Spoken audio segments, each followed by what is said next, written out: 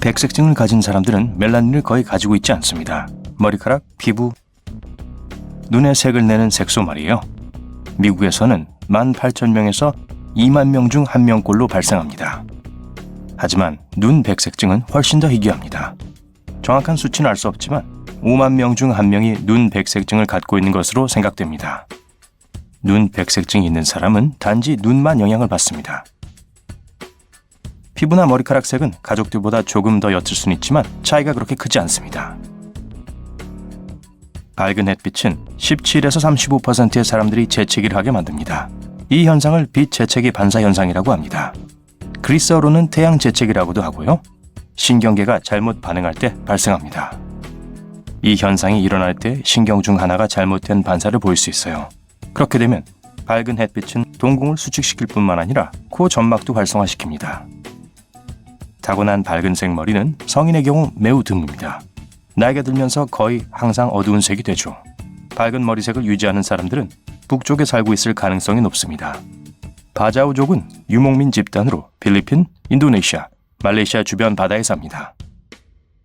희귀한 DNA 돌연변이 덕분에 그들은 물속에서 13분 동안 머무를 수 있습니다. 바자우 사람들은 평균보다 훨씬 더 큰 비장을 갖고 있습니다. 이 기능은 유전적 이점을 제공해요. 이 바다 유목민들은 물고기를 사냥하거나 공이에 사용할 수중 물체를 찾기 위해 이런 능력이 필요합니다. 어떤 유전자 돌연변이는 거의 부러지지 않는 초밀도 뼈도 탄생시킵니다. 이 사람들의 뼈는 보통 사람의 뼈보다 몇 배 더 단단하죠. 피부 또한 노화가 더디게 진행됩니다. 멋있게 들릴지 모르지만 단점도 있어요. 이렇게 단단한 뼈가 자라면 종종 뼈를 둘러싼 신경과 뇌에 너무 많은 압력을 가합니다. 보통 사람의 눈에는 3가지 종류의 원추세포가 있습니다. 파란색, 빨간색, 녹색 스펙트럼의 색을 인식하는 것을 돕죠. 그 덕분에 대부분의 사람들은 약 100만 개의 다른 색깔을 구별할 수 있습니다. 하지만 사색형 색각을 가진 사람들은 4개의 원추세포가 있어요. 그래서 최대 1억 개의 다른 색깔을 볼 수 있습니다. 이런 시력 이상 현상은 매우 드물고 남성보다 여성에게 훨씬 더 흔합니다. 그런데 사색형 색각을 가진 대부분의 사람들은 자신들이 다른 사람들보다 세상을 더 밝게 본다는 것을 깨닫지 못합니다. 단지 8%가 조금 넘는 사람들이 반시계 방향 가마를 가지고 있어요. 가마는 하나 혹은 2개입니다. 3개의 가마를 가진 사람도 매우 드물지만 존재합니다. 모든 전문가들이 이 이론에 동의하는 것은 아니지만 일부 연구자들은 어느 손을 사용하느냐와 가마의 방향이 관련이 있다고 주장합니다.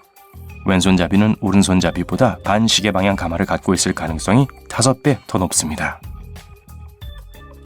10,000명당 1명에서 5명만이 특이한 모양의 동공을 가지고 있습니다. 대부분의 경우 열쇠구멍이나 고양이의 눈처럼 보입니다. 이것은 홍채 심질환이라고 하는데 과학자들은 대부분 유전적 기원이 있다고 믿고 있어요. 슈퍼 테이스터는 다른 사람들보다 맛에 더 민감한 사람들입니다. 그들은 더 많은 미뢰를 갖고 있어요. 미뢰는 혀에 흩어져 있는 작은 버섯 모양의 돌기입니다. 미뢰는 뇌에 무엇을 먹는지 알려주는 미각 수용체로 덮여 있어요. 이로 인해서 슈퍼 테이스터는 특정 음식, 예를 들어 너무 단맛, 쓴맛, 짠맛에 더 민감합니다. 그들은 또한 혀에 더 많은 통증 수용기를 가지고 있어요. 그래서 그런 사람들은 매운 음식을 피합니다. 그 숫자는 전 세계적으로 다양하지만 일반적으로 25에서 30%의 사람들이 슈퍼 테이스터입니다. 40에서 50%가 일반인이고 25에서 30%는 맛을 잘 모르는 사람들, 미각이 둔한 사람들입니다. 전 세계 인구의 1% 미만이 우심증이라고 불리는 희귀 증상을 가지고 있습니다. 심장이 왼쪽이 아닌 오른쪽 가슴에 위치하는 걸 말하죠. 드문 경우이긴 하지만 이런 특징을 가진 사람들은 몸의 모든 내부 장기가 거울로 보듯 반대쪽에 위치합니다. 10,000명 중 1명에서 5명만이 완벽한 또는 절대적인 음감을 가지고 있습니다. 음색을 식별하고 재현하는 능력 말이에요. 이 특징은 집안 내력인 경우가 많습니다. 또한 6살이 되기 전에 음악 교육을 받기 시작한 사람에게서 더 많이 발생할 수 있어요. 고대 그리스인들은 키메라라고 불리는 불을 뿜는 괴물에 대한 이야기를 했어요. 염소, 사자, 뱀의 무시무시한 혼합물이었죠. 실제 생활에서 키메라는 2개의 다른 DNA 세트를 가진 사람들입니다. 과학자들은 100건 이하의 인간 키메라 사례를 발견했습니다. DEC2 유전자 돌연변이는 사람들이 하룻밤에 단 몇 시간만 자고도 기분이 좋아지게 합니다. 그렇게 짧은 잠을 자는 사람들은 피곤함을 느끼지 않고 절대 늦잠도 자지 않습니다. 평소 기상시간은 새벽 4시 또는 5시입니다. 와, 전 아니군요. 기껏해야 5%의 사람들에게만 해당됩니다. 캘리포니아 대학의 과학자들도 흥미로운 발견을 했어요. 그들은 DEC2 돌연변이를 가진 사람들이 일반 수면자보다 특정 업무를 수행하는데 더 적은 시간이 필요하다고 주장합니다. 몰턴 발가락은 두 번째 발가락이 엄지발가락보다 긴 발구조입니다. 세계에서 오직 3에서 22%의 사람들만이 이런 발을 가지고 있어요. 미켈란젤로의 다비드와 자유의 여신상도 해당됩니다. 전 세계 인구의 대다수와 달리 1.5%의 사람들은 일자 손금을 가지고 있어요. 손바닥을 가로지르는 선 말이에요. 남자는 여자보다 일자 손금이 더 흔합니다. 이 특징은 집안 내력인 경우가 가장 많습니다. 세계에서 오직 3%의 사람들만이 양손바닥에 X자를 형성하는 선을 가지고 있습니다. 많은 문화권에서 이 드문 특징은 강한 성격의 표시라고 여깁니다. 500명 중 1명은 경부 늑골이라고 하는 주가의 뼈가 있습니다. 보통 사람은 총 24개의 갈비뼈가 양쪽에 각각 12개씩 있습니다. 하지만 운이 좋은 일부 사람들은 25개 혹은 26개까지 있어요. 과잉 갈비뼈는 여성에게서 더 자주 발견됩니다. 경추 부위에 위치하고 쇄골 바로 위에서 자라죠. 크기는 거의 발달하지 않은 것에서부터 완전히 자란 것까지 다양할 수 있습니다. 대부분의 경우 경부 늑골은 너무 크게 자라지 않는 한 건강에 해롭지 않습니다. 너무 크게 자라면 불편함을 유발할 수 있어요. 50명 이하의 사람들이 RH 널 혈액형을 가지고 있습니다. 황금피라는 별명이 붙을 정도로 귀한 혈액형이죠. 이 유형은 매우 희귀한 혈액형이라서 다른 혈액을 받을 수 없는 사람들에게 수혈될 수 있어요. 이 혈액형은 호주 원주민 여성에게서 처음으로 발견되었습니다. 만약 귀 근처에 작은 구멍이 있다면 여러분은 특별합니다. 전 세계 5%의 사람들에게만 발생하죠. 미국에서는 1% 미만의 사람들이 이 구멍을 가지고 태어납니다. 아시아와 아프리카의 일부 지역에서는 그 숫자가 4%에서 10%로 약간 더 높습니다. 이 특징은 유전되는 경우가 많습니다. 한쪽 귀 또는 양쪽 귀에 존재할 수 있어요. 빈도는 반반입니다. 이 구멍은 계속 이어질 수도 있고 보조개, 움푹 파임 혹은 작은 혹일 수도 있어요. 작은 구멍은 일종의 격세 유전이라는 이론이 있습니다. 모든 생명체가 아가미를 가졌던 흔적이라는 거죠. 나쁜 콜레스테롤 수치를 극도로 낮게 유지하도록 돕는 유전자 돌연변이가 있습니다. 이 경우 유전자는 혈액 속의 콜레스테롤 양을 억제하는 단백질을 생산하라고 몸에 지시합니다. 안타깝지만 오직 2에서 3%의 사람들만이 이런 유용한 능력을 가지고 있어요. 세계 인구의 약 65%가 고리 모양의 지문을 가지고 있습니다. 또 다른 30%의 지문은 소용돌이 모양입니다. 그리고 5%의 사람들만이 아치형 지문을 가지고 있어요. 평범한 아치일 수도 있고 삼각형 아치일 수도 있어요. 세계 인구의 약 35%는 사랑니가 잇몸을 뚫고 나오는 고통과 불편함을 걱정할 필요가 없습니다. 사랑니가 안 나거든요. 하지만 별로 운이 좋지 못한 약 500만 명의 사람들이 매년 사랑니 제거 수술을 받습니다. 어떤 사람들은 한 줄 이상의 속눈썹을 가지고 있습니다. 이 현상은 천모중생이라고 하는 유전적 돌연변이입니다. 이런 증상이 있는 사람은 첫 번째 속눈썹 줄 뒤에 두 번째 속눈썹이 자랍니다. 두껍고 풍성한 속눈썹은 정말 아름다워 보여요. 하지만 약간의 불편함을 야기할 수도 있습니다. 어떤 속눈썹은 잘못된 방향으로 자라거나 지방 분비선이 있어야 할 곳에 자랍니다. 자극을 주거나 눈물이 나게 할 수 있어요. 전문가들은 티베트인들이 높은 고도에서 살 수 있도록 유전적으로 변화했다고 확신합니다. 그들은 떨어지는 산소 농도에 놀랍도록 빠르게 적응하는 유전자를 가지고 있습니다. 이 진화적 돌연변이는 지금까지 인간에게서 진행된 가장 빠른 진화 중 하나였습니다. 겨우 3,000년이 걸렸어요. 이것 좀 보세요. 약지를 구부리지 않고 새끼손가락을 구부릴 수 있는 사람들이 있습니다. 하지만 대부분의 사람들은 이것이 어렵거나 심지어 불가능하다고 생각해요. 가운데 손가락이나 새끼손가락을 움직일 때 약지도 약간 구부리는 경향이 있어요. 네, 저도 그래요.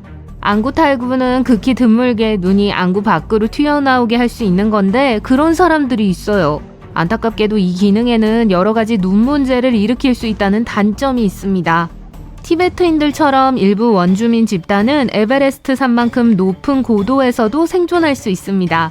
이 희귀한 능력은 오랜 진화를 거쳐 나타났을 가능성이 높아요.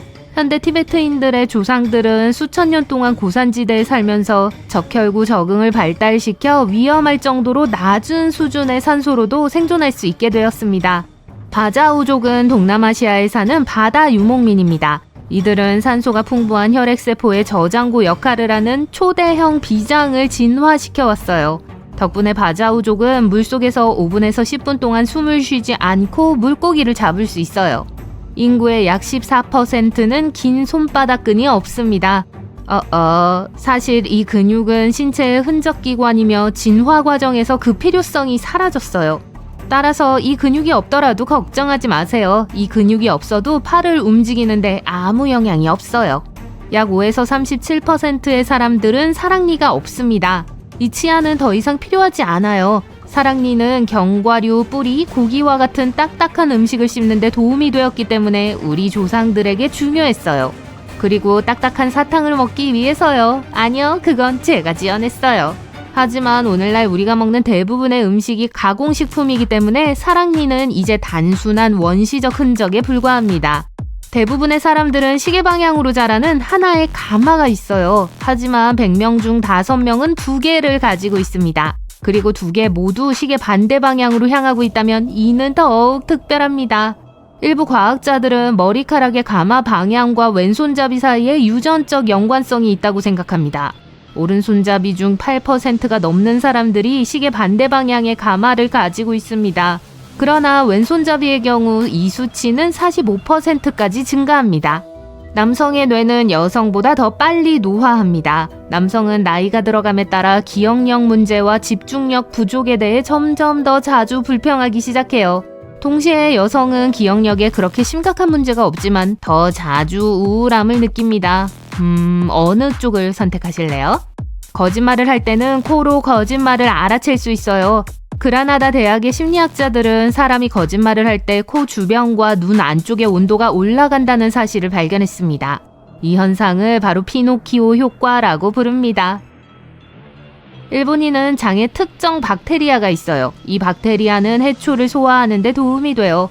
일본인은 수세기 동안 생해초를 먹어왔어요. 이 해초의 표면에 서식하는 미생물이 몸에 들어가 활발하게 발달했죠. 오늘날 박테리아는 일본인이 날 음식을 소화하고 음식과 관련된 다양한 문제를 예방하는 데 도움이 됩니다. 사람의 몸에는 침팬지만큼 많은 털이 있습니다. 사람과 침팬지의 털의 수는 거의 비슷해요. 유일한 차이점은 사람의 채모는 대부분 쓸모없고 너무 가늘어서 거의 보이지 않는다는 거죠. 인간은 다른 종에 비해 유전자가 많지 않습니다. 사실 사람은 벌레보다 적은 수의 유전자를 가지고 있어요. 토마토는 사람보다 훨씬 많은 유전자를 가지고 있어요. 하지만 우리는 정말 복잡한 생물이죠.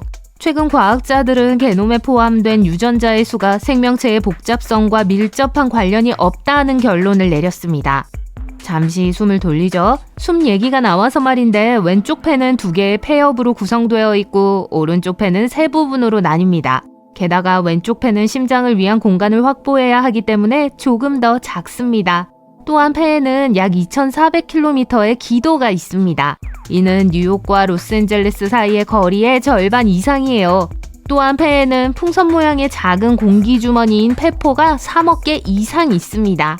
사람은 시각, 후각, 촉각, 청각, 미각 등 5가지 감각을 가지고 있어요. 하지만 이게 전부가 아니에요. 열을 감지하는 온도 감각도 있어요. 아니면 통증을 인지하는 감각도요. 아니면 신체 인식, 즉 자기 수용 감각은요? 이게 뭔지 알아보려면 눈을 감고 코를 만져보세요. 아시겠죠? 이게 바로 자기 수용 감각입니다. 이 목록은 훨씬 더 길어질 수 있어요. 일부 전문가들은 우리가 21개에서 53개의 감각을 가지고 있다고 해요. 물속에서 너무 오랜 시간을 보내면 손가락에 주름이 생기게 됩니다. 쭈글쭈글한 손가락은 혈관이 좁아져서 생겨요. 물속에 오래 있으면 신경계가 혈관을 수축시킵니다. 우리 몸은 그 부위에서 혈액을 멀리 보내요. 그리고 이러한 혈액 손실은 혈관을 더 얇게 만듭니다. 피부가 그 위로 접히기 시작하여 재미있는 주름이 생기죠. 과학자들은 이 과정이 손과 발이 젖었을 때 더 잘 잡을 수 있도록 도와준다고 생각해요. 보통 사람의 눈에는 3가지 종류의 원추세포가 있어요. 이 원추세포는 청색, 적색, 녹색 스펙트럼의 색을 인식하는 데 도움을 줘요. 덕분에 대부분의 사람들은 약 100만 가지의 색조를 구별할 수 있어요. 하지만 사색형 색각을 가진 사람은 눈에 4개의 원뿔이 있습니다. 이 기능을 통해 최대 1억 가지 색상을 볼 수 있어요. 이 시력 이상은 극히 드물며 남성보다 여성에게 훨씬 더 흔합니다. 흥미롭게도 사색형 색각을 가진 대부분의 사람들은 자신이 다른 사람들보다 세상을 더 밝게 본다는 사실조차 깨닫지 못합니다. 모든 사람이 원형의 동공을 가지고 있는 건 아니에요. 10,000명 중 2명은 비정상적인 동공 모양을 가지고 있어요. 가장 흔한 모양은 열쇠구멍 모양이에요. 이것을 콜로보마라고 합니다. 흥미롭게도 이 질환을 가진 일부 사람들은 시력에 아무런 문제가 없어요.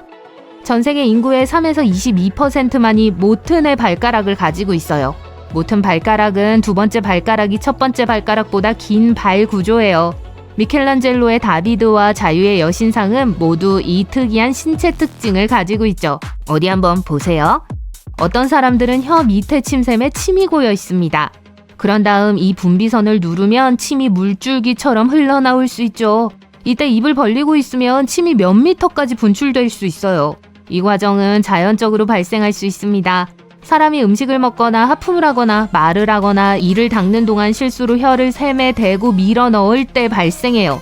최대 35%의 사람들이 침을 발사할 수 있지만 단 1%만이 원할 때 그렇게 할 수 있어요. 저도 대학 시절에 그런 친구가 있었어요. 네, 이상하긴 했죠. 약 18에서 35%의 사람들이 햇빛에 대해 흥미로운 반응을 보이는데 바로 재채기를 하는 것입니다. 이 현상은 빛 재채기 반사라는 이름도 갖고 있어요. 그리스어로는 태양 재채기라고 불려요. 도롱뇽이 꼬리를 다시 자라게 하는 것처럼 인간도 연골을 재생할 수 있을지도 모릅니다. 연골은 관절 주위에 있는 고무와 같은 물질이에요. 최근 과학자들은 연골이 스스로 회복할 수 있다는 걸 발견했어요. 발목에서 가장 효과적이고 무릎에서는 그다지 효과적이지 않고 엉덩이에서는 가장 효과적이지 않습니다. 인간의 뇌는 73%가 물로 구성되어 있습니다. 심장도요. 그렇기 때문에 뇌의 수분이 2%만 손실되어도 피로감을 느끼기 시작해요. 또한 기억력이 나빠지고 집중력이 떨어지며 기분도 나빠집니다. 그러니까 물을 많이 마시세요. 우리의 뇌는 끊임없이 수많은 시각 정보를 처리하고 있어요. 분당 약 6억 비트죠. 이 모든 과정은 눈의 바깥쪽에 있는 투명하고 보호 역할을 하는 각막을 빛이 통과할 때 시작됩니다. 그런 다음 빛은 전기 신호로 바뀝니다. 이 신호는 뇌로 전달되고 뇌는 이를 해석하여 눈에 보이는 이미지로 변환합니다. 이 복잡한 과정이 일어나는 데는 몇 밀리초가 걸립니다. 100세 이상 장수하는 사람들, 일명 슈퍼 센테니얼리언에게는 비밀이 있을 수 있습니다. 연구원들은 T헬퍼라고 불리는 그들의 면역세포가 노화 말기에 변화하고 적응할 수 있다는 사실을 발견했습니다. 이 세포는 바이러스 및 기타 건강 문제로부터 이들을 보호할 가능성이 높습니다. 우리는 기술 덕분에 뛰어난 멀티태스커가 되었습니다. 아니요, 그렇게 보일 뿐이죠. 인간의 뇌는 한 번에 2가지 일에 집중할 수 없어요. 할 수 있는 건 여러 작업 사이를 매우 빠르게 전환하는 거예요. 하지만 이는 집중력을 떨어뜨리고 단기 기억력과 학습 능력에 해를 끼칩니다. 그러니까 휴대폰을 내려놓으세요. 인체는 완벽하게 균형 잡힌 기계죠? 글쎄요, 제 몸은 아닌 것 같은데요. 일반적으로 모든 신체 부분이 원활하게 작동하여 우리가 번성하고 살아있는 상태를 유지합니다. 숨쉬고 걷고 말하고 인류를 발전시키는 기발한 아이디어를 떠올리는 등 일상적인 활동을 하는 데 있어 각 기관은 필수적입니다. 하지만 정말 그럴까요? 이 모든 신체 기관이 정말 필요한 것일까요? 아니면 이 기묘한 진화 게임에서 그냥 남게 된 고대 유물일까요? 사랑니를 예로 들어보겠습니다. 제 사랑니는 다 뽑았어요. 사랑니는 입 뒤쪽에 붙어있는 치과에 가게 만드는 치아들이에요. 3번째 어금니라고도 불리는 이 치아는 음식을 씹는 데 사용할 수 있지만 많은 사람이 불필요하다고 생각합니다. 전 세계 인구 중 약 22%는 사랑니 4개를 모두 갖고 있지 않아요. 사랑니는 자랄 때 매복될 가능성이 높으며 이는 턱뼈에 끼어 잇몸을 제대로 통과하지 못한다는 걸 의미합니다. 우리 턱이 너무 작아서 여분의 치아를 수용하지 못하는 경우가 많기 때문이에요. 일부 똑똑한 과학자들은 그 이유가 시간이 지남에 따라 턱이 더 작아지도록 진화했기 때문이라고 생각합니다. 최근의 증거에 따르면 어렸을 때 먹는 음식도 원인이 될 수 있지만 확실하게 알기는 어려워요. 생채소나 견과류처럼 씹기 힘든 음식을 씹으면 턱의 성장이 촉진되는 반면 부드러운 가공식품을 먹으면 턱의 성장이 둔화될 수 있습니다. 그러면 뒷니가 들어와서 제 역할을 할 공간이 거의 남지 않죠. 미래에는 이가 완전히 사라질까요? 우리 인간 포유류는 두고 봐야 할 것 같습니다. 이제 코의 비밀 도구라고 불리는 보습코 기관에 대해 이야기해 보겠습니다. 설치류와 다른 포유류는 페로몬이라는 화학 신호를 사용하여 서로 소통할 수 있는 놀라운 능력을 가지고 있습니다. 그리고 그거 아세요? 설치류는 후각기관 또는 VNO라는 특별한 기관을 가지고 있어 페로몬을 감지하는 데 도움을 줍니다. 대부분의 성인 인간은 코에 VNO와 유사한 것을 가지고 있지만 이는 기본적으로 쓸모없는 잔재라는 것이 밝혀졌어요. 신경과학자들은 심지어 이 기관의 해부학적 구조를 살펴보면 다른 포유류의 유사한 기관과 세포를 볼 수 없다고 말합니다. 또한 인간의 이 기관은 뇌와도 소통하지 않는 것으로 보여요. 나쁜 소식만 있는 건 아니에요. 인간의 VNO는 거의 쓸모가 없지만 일부 페로몬에 반응할 수 있는 것으로 보여요. 인간은 이 기관을 진화의 할 일 목록에 계속 추가할까요? 현재로서는 아마도에 속할 것 같습니다. 꼬리가 있는 동물은 여러 가지 이유로 꼬리가 필요해요. 어떤 동물은 균형을 잡기 위해, 어떤 동물은 탐색을 위해, 어떤 동물은 잠재적인 파트너를 끌어들이기 위해 꼬리가 필요합니다. 하지만 인간도 엄마 뱃속에서 태어난 지 몇 주밖에 되지 않았을 때 꼬리가 있다는 사실 알고 계셨나요? 네, 척추뼈로 이루어진 작은 꼬리가 있습니다. 하지만 성장하면서 꼬리는 마술처럼 사라지고 든든한 꼬리뼈만 남게 되죠. 인간과 유인원은 다른 영장류와 달리 꼬리가 없다는 점에서 독특합니다. 유인원이 왜 꼬리를 잃었는지는 미스테리지만 꼬리가 군중 속에서 우리를 돋보이게 할 거라는 점에는 모두 동의할 거예요. 하지만 어쩌다 한 번씩 인간은 꼬리의 흔적을 가지고 태어납니다. 귀엽죠? 하지만 꼬리에는 척추뼈가 없고 때때로 척추의 까다로운 상태와 관련이 있을 수 있으니 너무 흥분하지 마세요. 어느 쪽이든 이 꼬리는 일반적으로 무해하며 빠른 수술로 쉽게 제거할 수 있습니다. 그리고 솔직히 말해서 꼬리가 필요하지도 않아요. 팔과 다리만 있으면 돌아다닐 수 있는데 꼬리가 왜 필요하겠어요? 게다가 꼬리가 뒤쪽으로 튀어나온 상태에서 맞는 바지를 찾는다고 상상해보세요. 보기 좋지 않죠. 앞으로 인간이 꼬리를 필요로 할 가능성은 거의 없으니 미래 세대에는 꼬리뼈도 작뼈를 구할 것 같네요. 인간은 또한 눈 안쪽 모서리에 반월주름이라는 재미있는 작은 주름이 있습니다. 기본적으로 고릴라 및 기타 영장류와 같은 일부 동물에서 여전히 발견되는 세 번째 눈꺼풀의 흔적입니다. 하지만 재밌는 사실은 우리의 가까운 친척인 침팬지에게도 쓸모없어 보이는 이 작은 주름이 있다는 거예요. 따라서 이 눈의 특이한 점은 우리만이 아닙니다. 특이한 막에 대해 말하자면 이 막은 먼지와 습기로부터 눈을 보호하거나 포식자로부터 홍채를 숨기는 등 다양한 동물에서 다양한 기능을 수행합니다. 일부 종은 물속이나 지하에 있을 때 투명한 막을 통해 볼 수도 있습니다. 인간이 왜 세 번째 눈꺼풀을 잃게 되었는지는 여전히 미스테리입니다. 서식 환경과 눈의 생리학이 변화하면서 눈꺼풀이 불필요해졌을 수도 있고 세 번째 눈꺼풀을 갖기에는 너무 멋지게 진화했을 수도 있습니다. 누가 알겠어요. 흔적이 남아있는 장기가 있든 없든 미래의 인간이 어떤 모습일지 상상해보는 것은 흥미로운 일입니다. 라이프 스타일의 변화로 인해 많은 장기가 쓸모 없어졌어요. 미래에는 어떤 모습이 될지 살짝 엿보고 싶으신가요? 같은 맥락에서 문자손이라는 개념에 대해 들어보셨나요? 휴대폰이나 노트북에 타이핑하는데 너무 많은 시간을 보내다 보면 손이 집게손처럼 쥐가 나기 시작합니다. 이는 기술이 발달한 이 세상에서 신체를 관리하지 않으면 일어날 수 있는 신체적 변화 중 하나에 불과합니다. 하지만 손만 영향을 받는 건 아닙니다. 기기를 계속 그 각도로 들고 있으면 팔꿈치가 90도로 굽어지고 산만함과 정보 과부하로 인해 뇌가 작아질 수도 있습니다. 여러분이 무슨 생각을 하는지 잘 알아요. 기술을 포기하고 석기 시대로 돌아갈 수는 없잖아요. 맞습니다. 그럴 필요는 없습니다.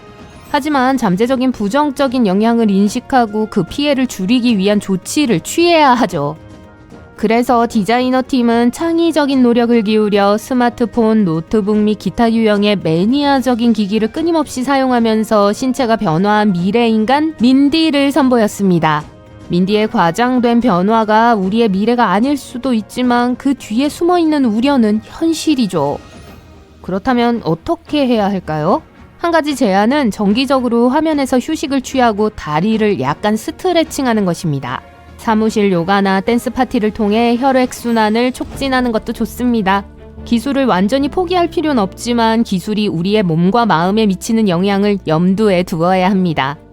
앞으로 몇 년 후에는 우리 몸집이 더 작아질지도 몰라요. 한 과학자는 우리 몸이 작아지면 에너지가 덜 필요해져 점점 더 인구가 밀집되는 지구에서 매우 유용할 것이라고 말합니다. 수렵 채집 생활을 하던 시절과 지금 우리의 삶이 얼마나 달라졌는지 생각해보면 재밌어요.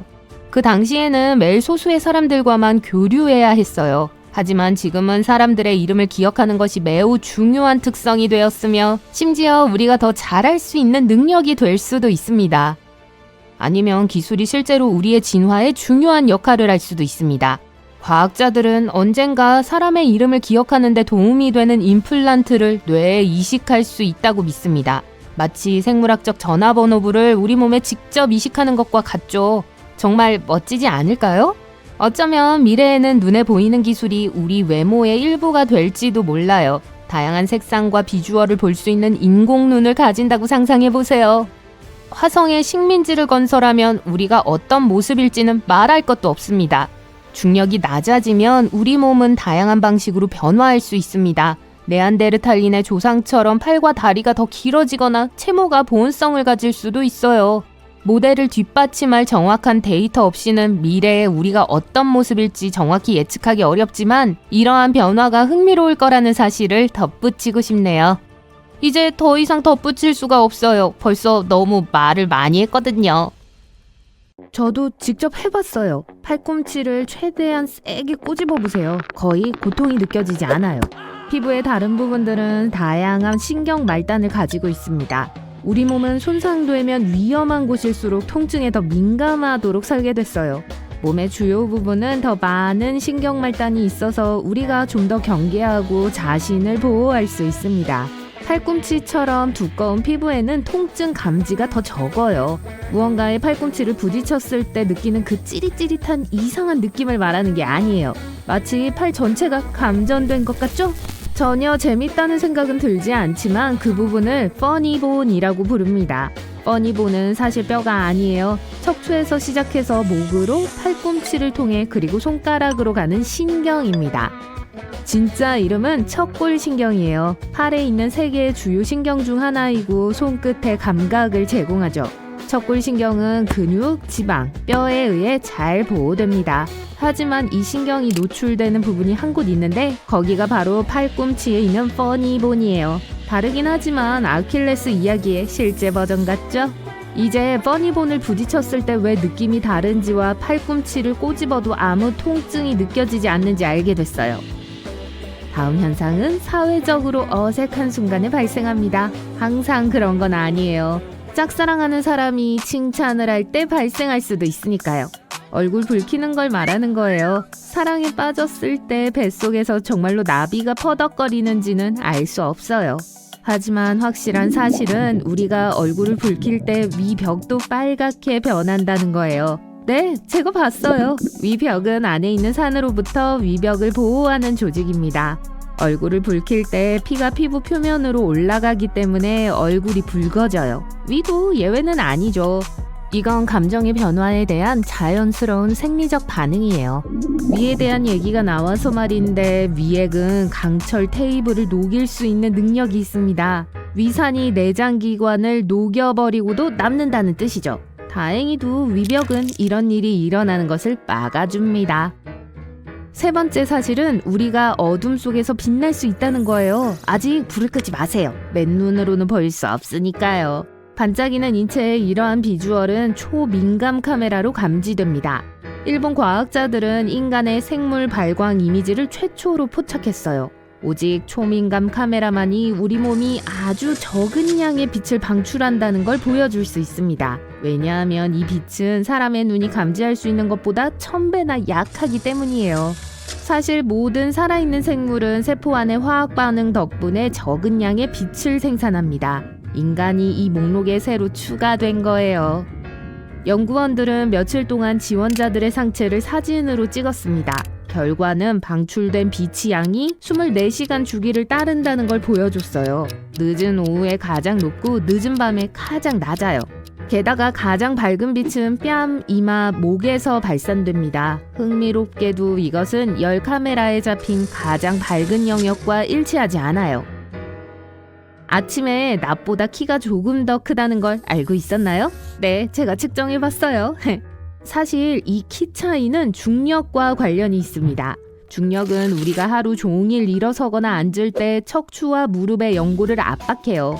하지만 누워있을 때 척추는 압력을 덜 받고 이완됩니다. 그래서 밤새 침대에서 휴식을 취한 후 아침에 일어났을 때 키가 더 큰 거예요. 키의 차이는 2.5cm도 안 되니까 이 정보를 듣고 누가 더 키가 큰지 내기하지 마세요. 재미있는 사실은 임무를 마치고 돌아온 우주 비행사들은 보통 지구에서보다 키가 몇 센티미터 더 큽니다. ISS의 중력이 부족하기 때문이죠. 하지만 그 키가 유지되는 건 아니에요. 다시 지구에 도착했을 때 중력은 서서히 평소의 키로 밀어내립니다. 이제 이미 언급했던 기관인 피부로 돌아가 볼게요. 네, 피부는 장기예요. 사실 피부는 몸에서 가장 큰 기관입니다. 몸무게의 약 15%를 차지해요. 피부는 몸을 덮는 것 외에 어떤 일을 할까요? 중요한 기능을 수행해요. 예를 들어 외부의 물리적, 생물학적 피해로부터 우리 몸을 보호합니다. 게다가 과도한 수분 손실을 방지해요. 인간의 몸이 또 어떤 놀라운 사실을 숨기고 있는지 궁금하네요. 하지만 이제 동물의 세계로 넘어가겠습니다. 올빼미는 눈알이 없어요. 대신 안관이라고 불리는 걸 가지고 있습니다. 막대 모양의 눈은 인간의 안구처럼 눈 구멍에서 움직이지 않아요. 그래서 올빼미는 주위를 둘러보기 위해 몸 전체를 움직여야 해요. 하지만 몸통을 움직이면 소리가 날 거고 다른 동물들이 그 소리를 들을 거예요. 그래서 올빼미는 270도로 목을 돌릴 수 있도록 진화했고 아주 조용히 움직여요. 그럼 문제가 뭘까요? 야간 시력은 가능한 한 많은 빛을 얻기 위해 큰 각막을 필요로 합니다. 그래서 늘보 원숭이와 안경 원숭이 같은 대부분의 야행성 동물들이 큰 눈을 가지고 있는 거예요. 올빼미의 경우 약간 다르게 작용합니다. 머리가 작기 때문에 그렇게 큰 눈은 안에 들어갈 수 없을 거예요. 올빼미는 안구는 없지만 세 쌍의 눈꺼풀을 가지고 있어요. 한 쌍은 눈 깜빡임용, 한 쌍은 수면용, 마지막 한 쌍은 안관 청결 유지용입니다. 올빼미도 그걸 알고 있겠죠? 야행성 동물에서 우리에게 더 친숙한 동물로 넘어갈게요. 야옹! 고양이는 공기 중에서 향기를 맛볼 수 있는 추가 기관을 가지고 있습니다. 이 기관은 야콥슨 기관 또는 서골비 기관이라고 불립니다.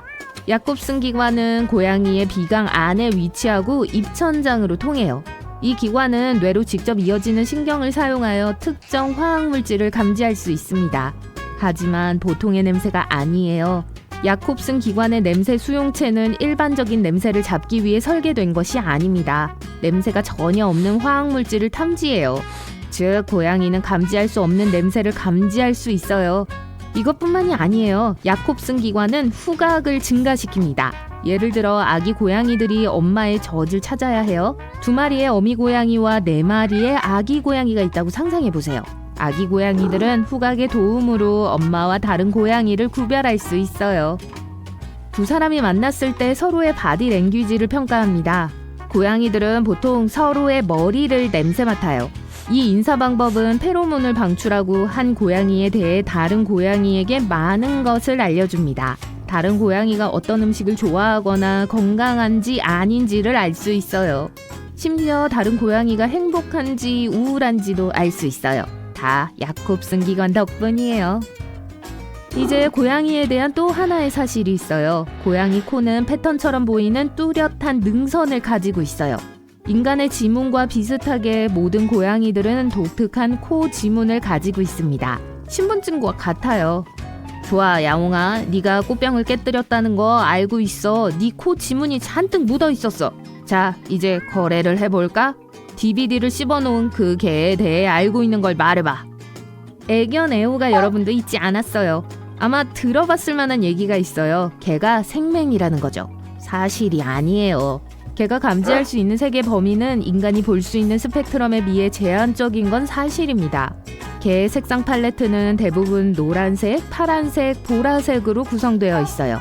우리가 보는 빨강, 초록, 오렌지색은 개의 눈에는 띄지 않습니다. 거북이에 관한 사실도 있어요. 거북이는 원할 때 언제든지 껍질을 나갔다가 들어올 수 없어요. 사실 거북이는 껍질에 완전히 붙어 있습니다. 등껍질은 사람의 피부와 비슷하게 거북이와 함께 자랍니다. 거북이의 등껍질은 50개의 뼈로 이루어져 있어요. 또한 척추와 갈비뼈가 있는 골격을 포함해요. 그래서 어디든 껍질을 가지고 가요. 마치 떼어놓고 갈 수 없는 캠핑카처럼요. 좀 크게 말해주실래요? 방금 피자 한 판을 다 먹었어요. 배부르게 먹고 나면 청력이 좀 떨어지는 경향이 있습니다.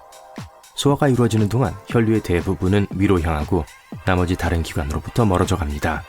그러니까 다음에 좋아하는 밴드의 라이브 콘서트에 갈 때는 청력을 완벽하게 유지하기 위해 꼭 가벼운 식사를 하세요. 위와 왼쪽 신장 위에는 일부를 제거하면 다시 자랄 수 있는 마법의 기관이 있습니다. 간은 새로운 간세포를 만들면서 스스로 재생될 수 있어요. 간세포는 간이 손상되면 증식하기 시작합니다. 손상의 심각성에 따라 완전히 재생될 수 있는지 여부와 재생에 걸리는 시간이 결정돼요. 잠을 안 자는 것과 음식을 안 먹는 것, 어느 것이 몸에 더 해로울까요? 수면 부족이 더 위험하다는 것이 밝혀졌습니다. 휴식을 취하지 않으면 몸은 훨씬 더 많은 위험에 노출되기 때문이에요. 24시간 동안 잠을 안 자면 기억력에 문제가 생기기 시작하고 집중하기가 어려워질 수 있습니다. 17시간 동안 잠을 안 자면 피곤해지고 어지럽고 짜증나고 긴장되고 더 감정적이 되기 시작해요. 낮잠이 필요해요.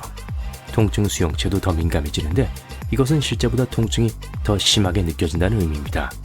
그리고 청력에도 영향을 미칩니다. 뭐라고요? 반면에 몸은 여러분이 먹는 것을 멈췄다는 것을 깨닫기 전까지 음식 없이 24시간 동안 잘 지낼 수 있어요. 처음 8시간 동안 마지막으로 먹은 음식은 계속 소화합니다.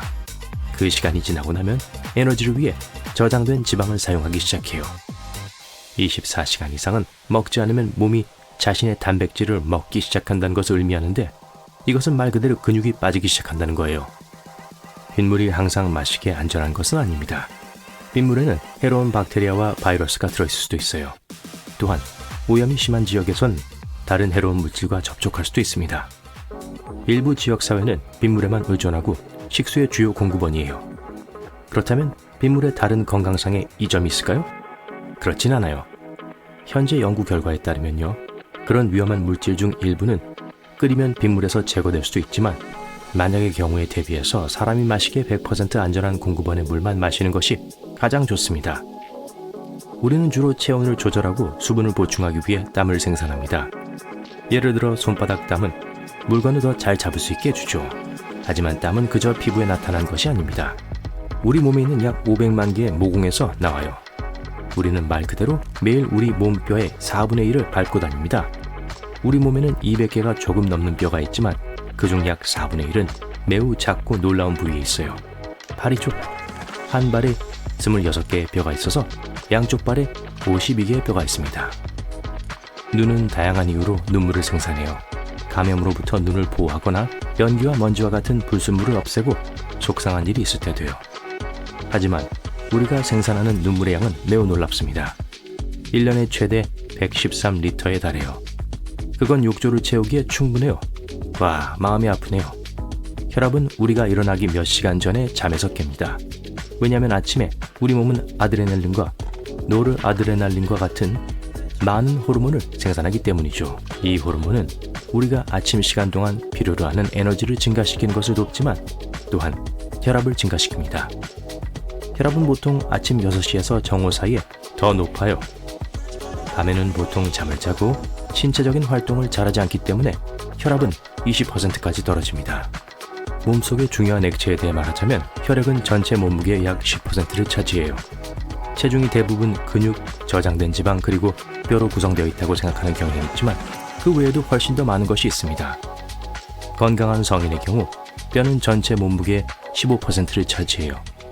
약 40에서 45%는 근육, 약 15%는 지방, 나머지는 피부, 힘줄, 머리카락 같은 것입니다. 계산을 해볼게요. 네, 100%가 되네요. 폐는 서로 비슷하긴 하지만 쌍둥이는 아니에요. 둘이 같은 크기나 모양이 아니기 때문입니다. 오른쪽 폐는 더 크고 무거워요. 그건 심장 때문인데 심장이 왼쪽으로 약간 기울어 있기 때문이에요. 그래서 왼쪽 폐에서는 심장 아픈이라고 불리는 작게 움푹 파인 자국이 있습니다. 오른쪽 폐가 더 클 수도 있지만 간을 위한 공간을 만들어야 하기 때문에 조금 더 짧아요. 우리 몸의 많은 신체 치수는 놀라울 정도로 매우 대칭적입니다. 양팔을 양쪽으로 벌리고 손끝 사이의 거리를 측정하면 여러분의 키를 알 수 있어요. 이러한 유사한 측정값을 바탕으로 전문가들은 심지어 고대 인간이 어떤 모습이었는지에 대한 이론도 세울 수 있어요. 인간은 이성의 관심을 끌기 위해 더 매력적이고 더 건강하게 보이도록 진화해 왔습니다. 게다가 두 다리로 걷도록 진화했기 때문에 대칭적인 특징은 균형을 이루어서 최소한의 에너지로 움직일 수 있도록 도와줍니다. 인간은 후각에 관한 한 자연에서는 최고는 아니지만 우리 코는 약 1조 개의 다른 냄새를 맡을 수 있습니다. 과학자들은 여전히 이 주제에 대해 연구를 수행하고 있으며 그 수가 훨씬 더 많을 수도 있다고 믿고 있어요. 일부 개 품종은 우리보다 10,000배에서 10만 배 정도 더 많은 냄새를 구별할 수 있는데 동물의 세계에서 가장 뛰어난 후각을 가지고 있는 것은 무려 10,000개 이상의 후각 수용체 유전자를 가진 코끼리입니다. 반면에 인간과 침팬지는 400개 미만이에요. 우리는 새끼손가락을 가장 연약한 손가락이라고 생각하는 경향이 있지만 생각보다 더 많은 힘을 가지고 있어요. 새끼손가락이 없거나 다쳤을 경우 전체 소나기 힘의 강도가 최대 33%까지 감소할 수 있습니다. 우리 위에 있는 액체는 염산, 염화칼륨, 염화나트륨으로 이루어졌고 우리가 생각할 수 있는 레몬, 파인애플, 토마토와 같은 어떤 산성식품보다 훨씬 더 강력합니다. 건강한 위산의 pH는 1에서 3 사이예요. 생각해보면 그건 배터리산보다 약간 낮은 수준이에요. 우리 머리카락 가닥도 매우 강해서 인간이 만든 재료에 대한 내성의 그 성질을 복제하기 위한 연구가 수행되고 있습니다. 건강한 머리카락은 12톤까지 견딜 수 있어요. 그것은 케라틴이라고 불리는 머리카락 가닥에 있는 단백질 때문인데 그것은 손톱과 피부에도 있어요. 약 3분의 1의 사람만이 완벽한 시력을 가지고 있습니다. 생각하는 것보다 훨씬 많은 사람들이 안경과 콘택트 렌즈를 사용해서 거의 66%를 차지해요. 게다가 시력은 나이가 들수록 나빠집니다. 우리가 태어났을 때 머리는 전체 몸 길이의 4분의 1에 달합니다. 25살이 되면 머리는 몸의 8분의 1밖에 되지 않을 수 있어요. 왜냐하면 머리는 나이가 들어도 크기가 많이 변하지 않기 때문이에요. 몸의 나머지 부분, 주로 다리와 몸통에 비례해서 말이죠. 우리 뇌는 매우 강력한 컴퓨터이고 인간의 뇌세포 하나의 전체 브리테니커 백과사전보다 5배나 많은 정보를 담을 수 있습니다. 알고 계신가요? 아직 두뇌가 지원할 수 있는 정확한 데이터 양을 정확히 파악하지 못했지만 전자적인 측면에서 뇌의 저장 용량은 약 2500TB입니다. 비교하자면 900년 이상의 역사를 보관하고 있는 영국 국립문서보관소는 70TB에 불과해요. 아마도 그래서 뇌가 다른 장기에 비해 가장 많은 양의 산소가 필요한 걸 거예요. 혈류로 들어가는 총 산소량의 약 20%입니다. 두뇌가 우리 몸 질량의 겨우 2%를 구성한다는 사실을 염두한다면요. 우리의 정상적인 활동과 중력의 효과는 발목, 무릎, 엉덩이, 등, 목의 연골을 천천히 압박하게 만듭니다. 일단 하룻밤 쉬면 연골은 정상으로 돌아가요. 평균적으로 늦은 밤보다 아침에 약 1cm 키가 더 커요. 아침에는 약간 늘어나죠. 놀라게 하려는 건 아니지만 매 초마다 우리 몸은 2,500만 개의 새로운 세포를 만들어냅니다. 제가 계산을 해드릴게요. 즉, 약 15초 안에 미국 인구보다 더 많은 세포를 만들어낼 수 있다는 뜻이에요. 본인이 별로 생산적이지 못했다는 느낌이 들거든 이 사실을 기억하세요. 그건 우리 몸 질량의 거의 2%만을 차지하지만 우리의 뇌는 혈액 공급과 산소의 20%를 차지합니다. 우리의 뇌는 또한 전구를 켤 수 있을 만큼의 충분한 에너지를 생산할 수 있어요. 우리가 깨어났을 때요. 인간의 가장 큰 장기가 무엇인지 생각해 본 적 있으세요? 피부인데 손바닥과 발바닥이 제일 두껍습니다. 알아요. 저도 먼지 닦기 싫어해요. 하지만 TV 화면에 쌓인 먼지층에는 여러분도 부분적인 책임이 있어요. 모든 인간은 매 시간 약 60만 개의 피부 입자를 흘리고 집안 먼지의 대부분을 구성합니다. 네, 우리 모두 여기저기 흘리고 다니고 있어요. 요즘 미적 표시로 여겨지지만 사람들이 입술산을 가지고 태어나는 이유는 매우 흥미롭습니다. 우리가 태어나기 전에 이목구비가 발달하기 시작하면서 입술산은 사실 우리 얼굴이 합쳐지는 곳이에요. 얼굴의 오른쪽과 왼쪽이 말이죠. 인간에게는 그렇게 명백하지 않을 수도 있지만 개의 코를 보면 콧구멍 바로 아래에 곧은 수직선이 있는 걸 볼 수 있어요. 맞아요. 개도 같은 방식으로 얼굴이 합쳐졌어요. 여러분은 사실 현재보다 더 많은 뼈를 가지고 태어났다는 걸 알고 있었나요? 태어날 때 우리는 약 300여 개의 뼈를 가지고 있지만 나이가 들면서 일부가 서로 융합합니다. 그래서 성인이 되면 200여 개의 뼈를 갖게 돼요. 비록 치아는 엄밀히 말해 골격 시스템의 일부이지만 실제로 뼈가 아닙니다. 뼈와 비슷해 보이고 신체에서 가장 단단한 요소라는 점에서 몇 가지 특징을 공유해요. 그런데 왜 그런 오해가 생겼을까요? 그건 치아와 뼈 모두 칼슘을 함유하고 있기 때문이에요. 좀 더 구체적으로 말하자면 인체 칼슘의 약 99%가 뼈와 치아에 있습니다. 나머지 칼슘은 혈류 속에 있어요. 그렇다면 무엇이 차이를 만들까요? 그건 뼈와 치아가 치유되는 방식과 관리하는 방식에 있습니다. 뼈는 스스로 회복되고 치유될 수 있지만 치아는 그렇지 않아요. 그래서 치과 의사가 있는 거죠. 지문만 독특한 것이 아니라 혀의 무늬도 독특해요. 연구에 따르면 혀에 있는 약 10,000개의 미뢰는 우리 각자 개인에 따라 독특한 패턴으로 배열되어 있어요. 우리가 맛이라고 믿는 것의 약 80%는 사실 냄새입니다. 우리가 감지하는 맛과 냄새의 조합을 우리가 맛으로 인식하는 거예요. 그건 아마도 우리 후각이 미각보다 약 10,000배 더 강하기 때문일 거예요. 다음에 여러분이 가장 좋아하는 노래를 틀 때 심장 박동에 주의를 기울이세요. 들리세요? 네, 맞아요. 음악을 들을 때 심장 박동이 노래의 리듬에 맞춰집니다. 그리고 심장 얘기가 나와서 말인데 심장은 1분에 평균 75번 정도 뛰어요. 이건 한 해에 인간의 심장이 올림픽 크기의 수영장을 채울 수 있는 충분한 양의 피를 펌프질할 수 있다는 걸 의미합니다. 훨씬 더 흥미로운 건 만약 모든 혈관을 서로 끝에서 끝까지 연결한다면 지구를 4바퀴 돌 수 있을 거라는 거예요. 하지만 정말 아플 테니까 하지 마세요. 인간은 지구상에서 턱을 가진 유일한 종입니다. 과학계에서는 여전히 이 주제에 대한 논쟁이 있지만 한 가지 이유가 우리의 턱을 더 강하게 만드는 것 같아요. 인간이 계속 진화함에 따라 치아와 턱의 근육은 점점 더 작아졌습니다. 그래서 턱의 저항력을 증가시키는 것을 도울 수 있는 무언가가 필요했죠. 눈의 투명한 부분은 각막이라고 불리며 빛이 통과하도록 돕습니다.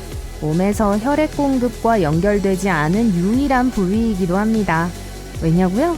주변 대기로부터 산소를 직접 공급받도록 특별히 설계되었기 때문이에요.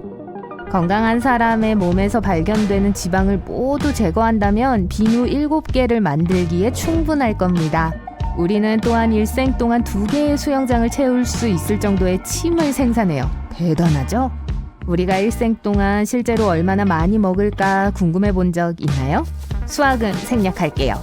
평균 크기의 사람은 일생 동안 거의 33톤의 음식을 먹습니다. 그게 어느 정도냐고요? 코끼리 6마리 정도요. 장난 아니네요.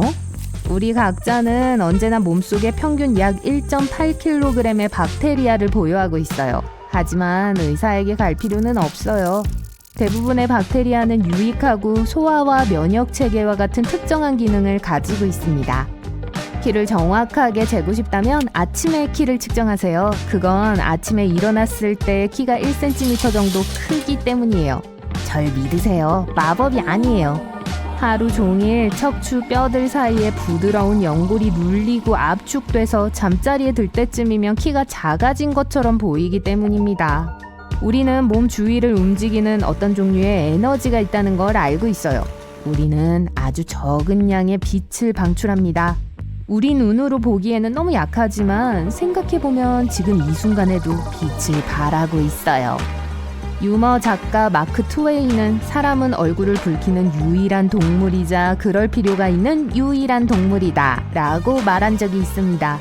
맞는 말이에요. 하지만 모든 인간이 얼굴을 붉힐 수 있는 건 아니고 얼굴을 붉힐 수 있는 사람도 정도의 차이가 있어요. 우리가 얼굴을 붉히는데 어떤 진화적인 이유라도 있나요? 그런 것 같아요. 개가 기쁘거나 신이 났을 때 꼬리를 흔드는 것처럼 얼굴을 붉히는 건 말을 사용하지 않고 의사소통할 수 있는 방법입니다.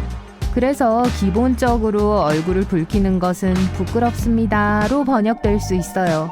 추울 때 떨리는 거랑 비슷하죠. 만약 인간의 눈이 카메라라면 약 576메가픽셀이 될 거예요. 세상을 보는 우리의 시각은 살면서 변화합니다. 태어나자마자 우리는 잠시 동안 세상을 거꾸로 봅니다. 뇌는 볼록한 눈 수정체에 의해 우리의 망막에 형성된 뒤집힌 이미지를 보여주도록 프로그램되어 있지만 출생 직후부터 작동하진 않아요. 매주 하는 유산소 운동과 근력 운동 좋아하시죠? 하지만 인체에서 가장 강한 근육은 분명히 여러분이 단련해온 근육이 아니에요.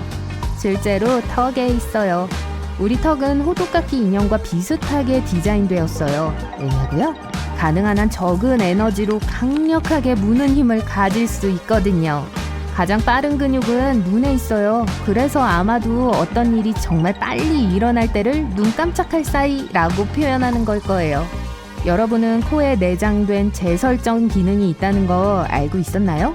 그건 재채기를 할 때 일어납니다. 재채기는 기본적으로 코가 흡입한 모든 나쁜 입자들을 어느 정도까지는 제거하는 방법이에요. 흥미롭죠? 여러분은 새끼손가락이 약하고 거의 쓸모없는 것이라고 생각했나요? 실제로 새끼손가락은 손힘의 약 50%를 차지합니다. 우리는 아직도 왜 사람들이 하품을 하는지 정확히 알지 못해요. 하품을 하는 건 인간뿐만이 아니에요. 개코 원숭이, 기니피그, 그리고 샴투어는 다른 동물들에게 가까이 오지 말라고 경고할 때 하품을 합니다. 펭귄은 구애의식 동안 하품을 하는 것처럼 보이고 뱀은 가끔 배부른 식사 후에 하품을 합니다. 행복한 뱀이죠. 어떤 이론은 하품이 더 많은 산소를 들여오도록 돕는다고 하는 반면 다른 이론은 하품이 체온을 조절하는 데 도움을 준다고 해요. 어떤 쪽이든 아직 확실히 몰라요. 귀와 코는 일생 동안 계속 자라는 유일한 기관입니다. 눈은 자라면서 거의 같은 크기를 유지해요. 생후 3개월이 되면 우리의 각막은 최대 크기에 도달하게 됩니다. 피부는 가장 크고 빠르게 성장하는 기관으로 강하지만 유연해요. 방수 기능과 통기성을 갖춘 외부 환경으로부터 우리를 안전하게 지켜주는 보호막이에요. 피부는 스스로 재생해요. 체온 조절에 도움을 주고 수분 손실을 줄여줘요. 그래서 우리가 오늘날과 같은 모습으로 진화할 수 있었어요. 우리의 피부는 해로운 자외선을 차단하는 천연 색소인 멜라닌을 발달시켰어요. 우리 조상들이 불쾌한 환경에서 장거리로 걷는 동안 특별한 땀샘들이 체온 조절하는 걸 도왔어요. 우리 몸에는 200만에서 500만 개의 땀샘이 있어요. 더 활동적일수록 더 많은 땀이 나와요. 몸에는 더위를 식혀야 할 때를 인식하는 메커니즘이 있어서 여러분이 운동을 계속할 수 있는 거예요. 호흡은 공기를 안팎으로 내보내는 것만이 아니에요. 말 그대로 얼굴 모양에 영향을 주기 때문에 어떻게 하는지가 중요해요. 코로 숨을 쉬면 시간이 지나면서 광대뼈가 또렷해질 거예요.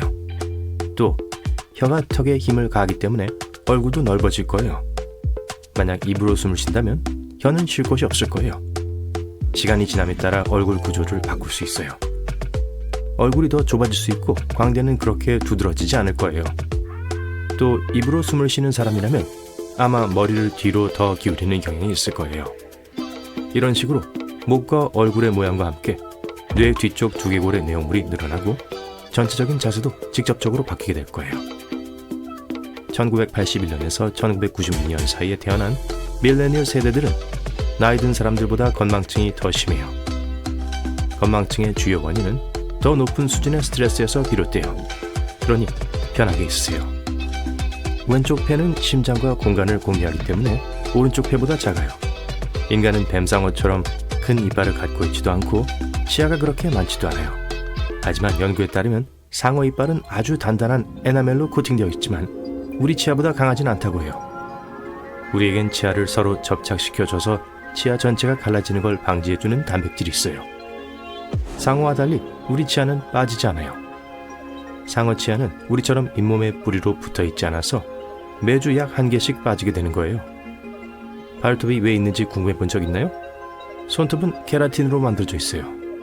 케라틴은 털, 조류의 발톱, 발굽, 그리고 머리카락에서 찾을 수 있는 단백질이에요. 조류의 발톱과 달리 우리의 손발톱은 납작하고 넓어요. 발가락과 손가락 끝을 부상으로부터 보호해주죠. 또 손톱이 다른 물체를 잡고 분리하는 데 도움이 되는 견고한 지대 역할을 해주고요. 손톱 없이는 뒷면에 스티커를 떼거나 퍼즐 조각을 집는 건 어려울 거예요. 유인원과 원숭이들도 비슷한 섬세한 작업을 할 때 발을 사용해요. 과학자들은 영장류가 나뭇가지를 꽉 움켜쥐고 진드기를 제거하고 다른 비슷한 일들을 하기 위해 손톱을 진화시켰다고 생각해요. 인간의 몸은 어둠 속에서 빛을 발하는데, 다시 말하면 우리가 희미하게 생물 발광을 한다는 거예요. 그 빛은 육안으로 볼 수 있는 것보다 1000배 더 약해요. 하지만 다른 동물들은 우리의 희미한 빛을 쉽게 볼 수 있을 거예요. 눈은 꽤 민감해요. 여러분은 끊임없이 여러분을 둘러싸고 있는 모든 빛들 때문에 눈이 얼마나 민감한지 시험해 볼 기회가 거의 없었을 거예요.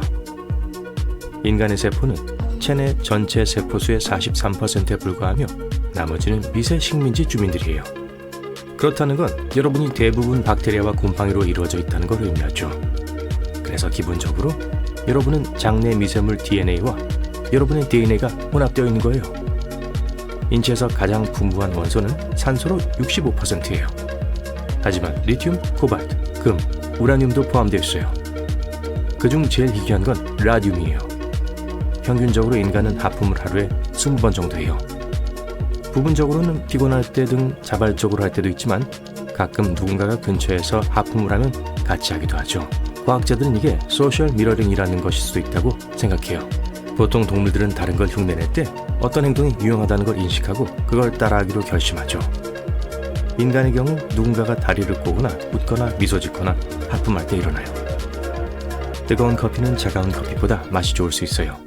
미각 수용체는 음식이 실온에 있거나 약간 높을 때 가장 민감해요. 커피가 차가울 때 쓴맛을 감지하는 미뢰가 더 민감하기 때문에 뜨거운 커피가 덜 쓴 것처럼 느낄 수 있어요. 새끼손가락은 강력해요. 그게 없다면 손은 그 힘의 상당 부분을 잃게 될 거예요. 검지와 중지는 엄지손가락과 협력해 잡고 꼬집어요. 그리고 새끼손가락은 약지와 함께 잡는 힘을 제공해요. 여러분의 뼈는 콘크리트보다 4배 더 단단해요. 몸에서 가장 강한 뼈는 대퇴골이에요. 성인의 30배까지 무게를 지탱할 수 있어요. 더 굉장한 건 우리의 뼈가 복합적인 물질로 이루어져 있어서 뼈가 단단하면서도 동시에 탄력이 있어요. 발은 다른 신체 부위보다 피부 바깥층이 두꺼워요. 심장은 자체적인 전시 시스템을 갖고 있으며 몸에서 분리되었을 때도 계속해서 뛸 수 있어요. 눈썹 하나의 평균 수명은 4개월이에요. 우리는 인생의 40%를 눈을 감고 보내요. 그 시간 대부분은 잠을 잘 테죠. 하지만 눈 깜빡이는 걸 포함하는 것도 잊지 마세요.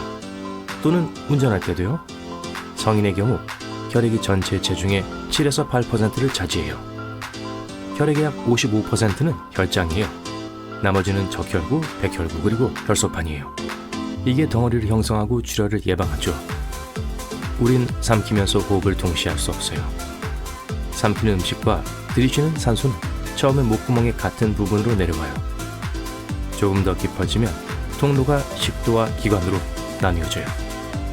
배고플 때 배에서 나는 꾸르륵거리는 소리엔 이름이 있어요. 복명음이라고 해요. 모든 사람의 약 3분의 1은 왼쪽 또는 오른쪽 눈썹을 올릴 수 있어요. 농담하면서 누군가에게 장난스러운 신호를 보내기에 좋은 방법이죠. 하지만 양쪽 눈썹을 개별적으로 올리는 능력은 훨씬 더 희귀해요. 그런 사람이 아니라면 그건 아직 그에 상하는 근육을 통제하고 움직일 수 없기 때문이에요. 하지만 이 기술은 발전시킬 수 있어요. 거울 앞에 서서 한쪽 눈썹을 손으로 잡고 다른 쪽 눈썹을 위아래로 움직여요. 그리고 반대쪽 눈썹도 똑같이 해주세요. 이렇게 하면 따로따로 움직이는 걸 배우는 데 도움이 될 거예요. 만약 발꿈치를 쉽게 핥거나 엄지손가락을 발톱에 닿게 할 수 있다면 축하해요. 여러분은 극소수에 속해요. 하지만 어떤 사람들은 유연성을 다른 단계로 끌어올려요. 이 상태를 운동기능 과잉증이라고 해요. 극소수의 사람들이 뱀처럼 몸을 이상한 자세로 비틀 수 있게 되는 거죠. 발 사이에 머리를 넣고 백브리지도 하고 온갖 종류의 찢기를 해요. 하지만 어떤 경우에는 그런 사람들은 뇌의 연수가 더 크기 때문에 운동기능 과잉증은 민감성을 높일 수 있어요. 이 뇌 영역은 감정 처리를 담당해요. 이 용감한 영웅들은 수영복만 입고 추위 속을 걸으면서도 포근함을 느낄 수 있어요. 맨발로 눈 속에 서 있을 수 있고 심지어 강이나 얼음 구멍에서도 수영할 수 있어요. 보통 이 재능은 타고나는 게 아니라 사람들이 극한의 추위를 견디는 데 익숙해질 때까지 몇 년 동안 몸을 단련시키는 거예요.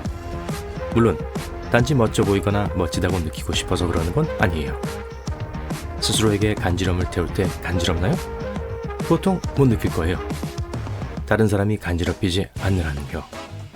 이건 움직임을 감시하는 뇌의 손의 영역이 여러분의 움직임으로 인한 감각을 예측했기 때문이에요. 그러면 신경계의 다른 부위에 신호를 보내 이 감각들을 취소해요. 하지만 몇몇 희귀한 사람들은 자기가 간지럽힌 걸 느낄 수 있어요. 만약 여러분은 그렇지 않다면 뇌가 아직 인식하지 못한 새로운 질감을 만지거나 두피 마사지기를 사용하면 여러분의 신경을 자극하고 긴장을 풀어주는 데 도움이 될 수 있어요. 거울 앞에 서서 입을 벌리고 혀의 측면을 서로를 향해 말아 올려 U자 모양을 만들어 보세요. 약 65%에서 81%의 사람들이 자연스럽게 혀를 말고 그 대다수가 여자예요. 어떤 사람은 이게 유전적인 능력이라고 하지만 최근 연구에서 사람들이 실제로 연습을 통해 이 기술을 개발할 수 있다는 걸 알아냈어요. 개찰이 묻어나는 혀 끝을 다시 입안으로 말아넣는 걸 의미하는 요가 용어예요. 귀를 일부러 꼼지락거릴 수 있나요? 축하해요. 지구상의 약 22%만이 한쪽 귀를 움직일 수 있어요. 동시에 두 귀를 움직이는 건 18%만이 할 수 있어요. 귀를 움직이는 건 먼 조상들에게는 흔한 일이었어요.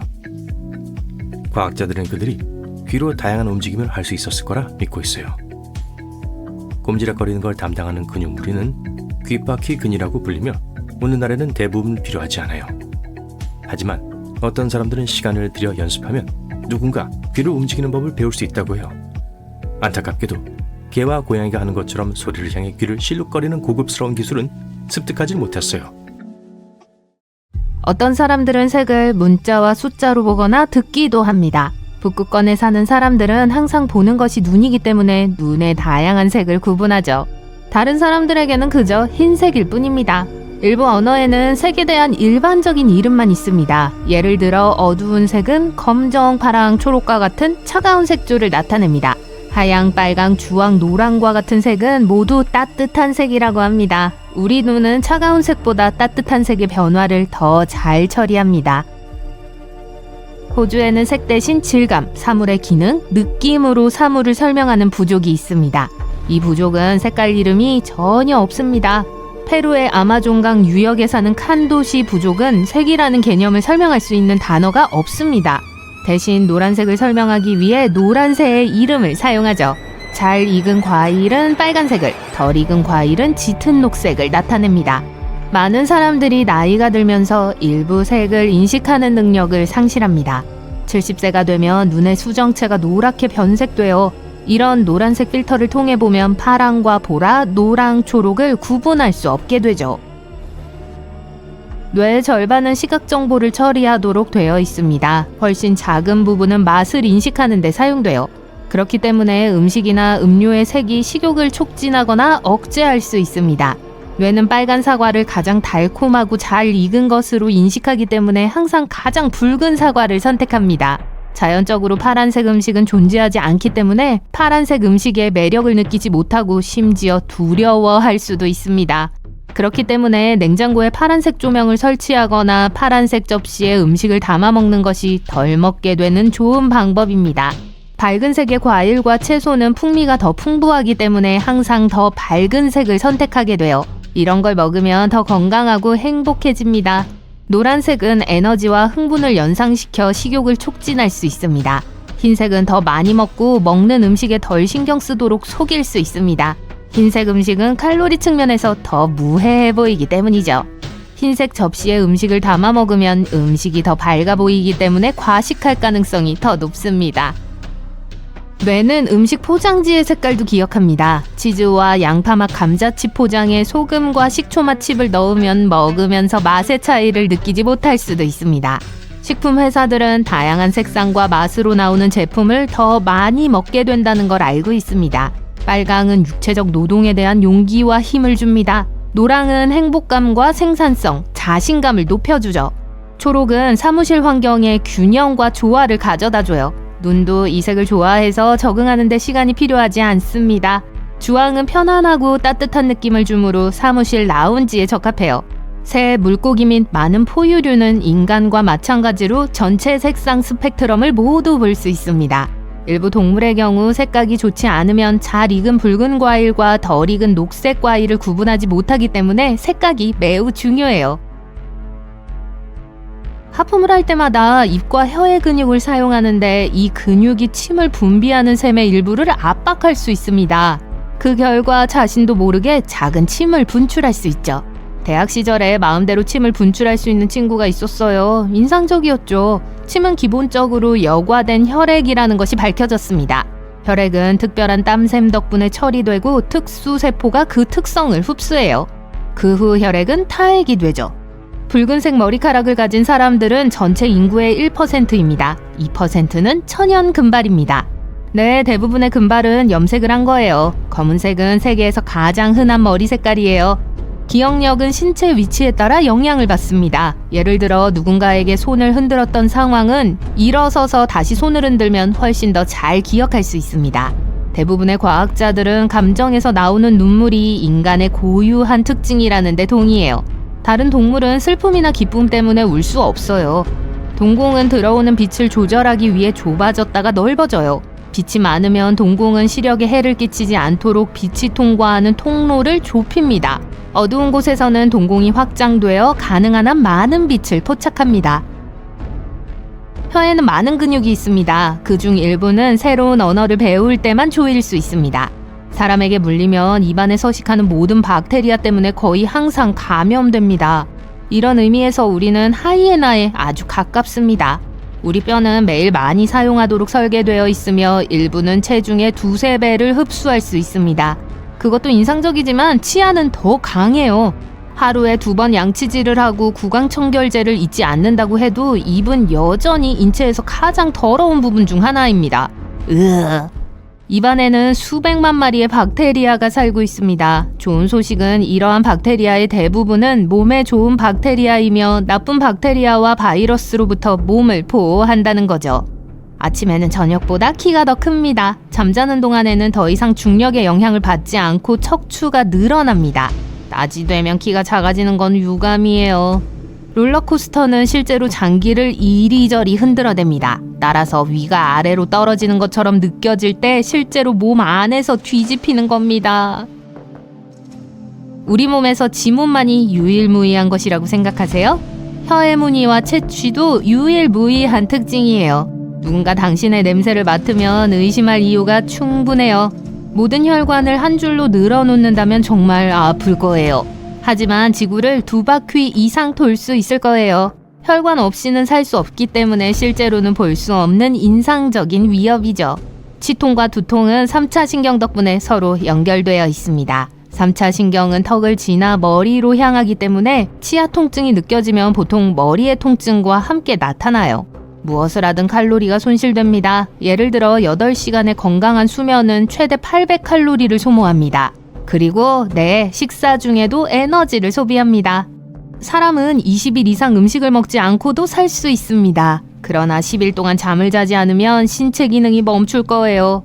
수면에 대해 이야기하면 평균적인 사람은 꿈의 90%를 잊어버립니다. 다행일 수도 있어요.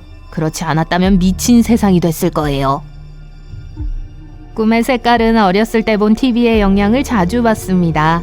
흑백 TV를 시청한 기성세대라면 흑백 꿈이 더 자주 나타나고 컬러 TV에 익숙하다면 꿈도 컬러풀할 겁니다. 지구상의 10,000명 중 1명은 자신의 장기가 일반적인 위치의 반대쪽에 있거나 뒤집혀 있습니다. 즉 간은 왼쪽이 더 크고 오른쪽 신장은 왼쪽 신장보다 더 큽니다. 파란색이나 녹색의 밝은색 눈을 가진 사람들은 어두운 눈을 가진 사람들보다 통증을 더 잘 견뎌냅니다. 과학자들은 눈 색깔에 영향을 미치는 멜라닌과 관련이 있을 수 있다고 생각합니다. 발의 길이는 팔뚝의 길이와 비슷합니다. 못 믿으시겠다면 가서 확인해보세요. 기다릴게요. 우리 인간은 입, 귀, 코, 눈, 그리고 그곳까지 총 7개의 주요 구멍이 있습니다. 기하학적으로 우리는 원환체입니다. 반지, 도넛, 구명, 부표, 심지어 베이글까지. 베이글. 피부의 모공과 모든 걸 세어보면 수백만 개의 구멍이 있을 거예요. 수조개일 가능성이 높습니다. 맙소사 정말 빈틈이 많네요. 우리 몸은 열 복사를 아주 작은 빛으로 방출합니다. 이 빛은 일반 빛보다 1000배나 눈에 잘 띄지 않으므로 빛나진 않아요. 코로 숨을 깊게 들이마셔 보세요. 공기는 한 번에 한 콧구멍만 올라가고 콧구멍은 번갈아 일을 합니다. 사이좋게요. 우리 뇌는 몸이 아플 때 신호를 보내지만 스스로 통증을 느끼지는 못해요. 뇌에는 통증 수용체가 없기 때문이죠. 배가 부글부글 끓는 느낌은 실제로 일어나는 일입니다. 잠깐만요. 일란성 쌍둥이를 제외하고 모든 사람은 고요한 냄새를 가지고 있습니다. 쌍둥이는 같은 DNA와 같은 냄새를 공유해요. 우리 지문은 단지 잘못을 저질렀을 때 경찰에게 신원을 밝히기 위한 것이 아닙니다. 윤기 부분은 피부가 늘어나게 해서 손상을 방지하고 촉각을 개선하는 역할을 하죠. 겁이 나신다면 전보다 훨씬 더 강해질 수 있어요. 자동차를 들어올릴 수는 없지만 통증이나 피로를 빨리 느끼지는 않을 거예요. 만약 위가 어디 있느냐고 묻는다면 여러분은 아마 배를 가리킬 거예요. 미안하지만 그건 틀렸어요. 위는 더 위쪽 갈비뼈 뒤에 숨겨져 있어요. 위는 2리터 이상의 액체를 담을 수 있는 매우 놀라운 용량을 가지고 있습니다. 페트병 콜라 하나에 해당해요. 음식이 위에 닿기 전에 치아로 처리되기 때문에 고체 음식을 얼마나 담을 수 있는지를 추정하기는 꽤 어려워요. 칠면조 한 마리가 들어가진 못하겠지만 꽤 큰 닭 한 마리 정도는 들어갈 수 있을 거예요. 장기에 대해 말하자면 과학자들은 맹장이 결국 사라질 것이라고 믿습니다. 아무도 왜 맹장이 필요한지 모르지만 일부 연구원들은 우리 조상들이 나무 껍질을 소화시키는 것을 돕기 위해 존재했을지도 모른다고 주장해요. 더 이상 나무 껍질이 일상 식단의 일부가 아니기 때문에 맹장은 필요하지 않고 몸에서 사라져도 아무 영향이 없을 거예요. 몸에서 쓸모없는 부분은 맹장 부분이 아니에요. 사랑니도 그렇게 유용하진 않아요. 네, 우리 조상들의 경우에는 이가 다 빠지면 사랑니가 도움이 되곤 했어요. 하지만 현재는 사랑니를 빼는데 돈이 들 뿐이에요. 사실 우리는 맹장, 위, 신장 하나 또는 폐 하나 없이도 얼마든지 살아남을 수 있습니다. 예비 부품이 있어서 다행이죠. 여러분에게 개인 경호원이 있다는 걸 전혀 알지 못했다면 몸속 깊이 들여다보세요. 간은 독소와 원치 않는 많은 다른 것들로부터 우리를 보호하는 경비원이에요. 또한 매우 강하고 심지어 재생될 수도 있습니다. 간은 많은 일을 하고 500개의 개별적인 기능을 담당하는 매우 중요한 기관이에요. 간의 10%는 지방으로 이루어져 있어요. 간은 다시 자랄 수 있습니다. 네, 간이 절반도 안 남았다고 해도 원래 크기로 재생될 수 있어요. 평균적으로 심장은 주먹 정도의 크기예요. 심장은 11만 5천 번 뛰고 하루에 약 9천 리터의 피를 펌프질합니다. 몸이 심장을 위한 공간을 만들어야 하기 때문에 오른쪽 배가 왼쪽 배보다 더 커요. 우리는 70만 개의 피부 조각들을 포함한 많은 다른 종류의 파편을 들이마셔요. 단지 하루 동안 말이죠. 위는 면역계의 가장 중요한 방어자입니다.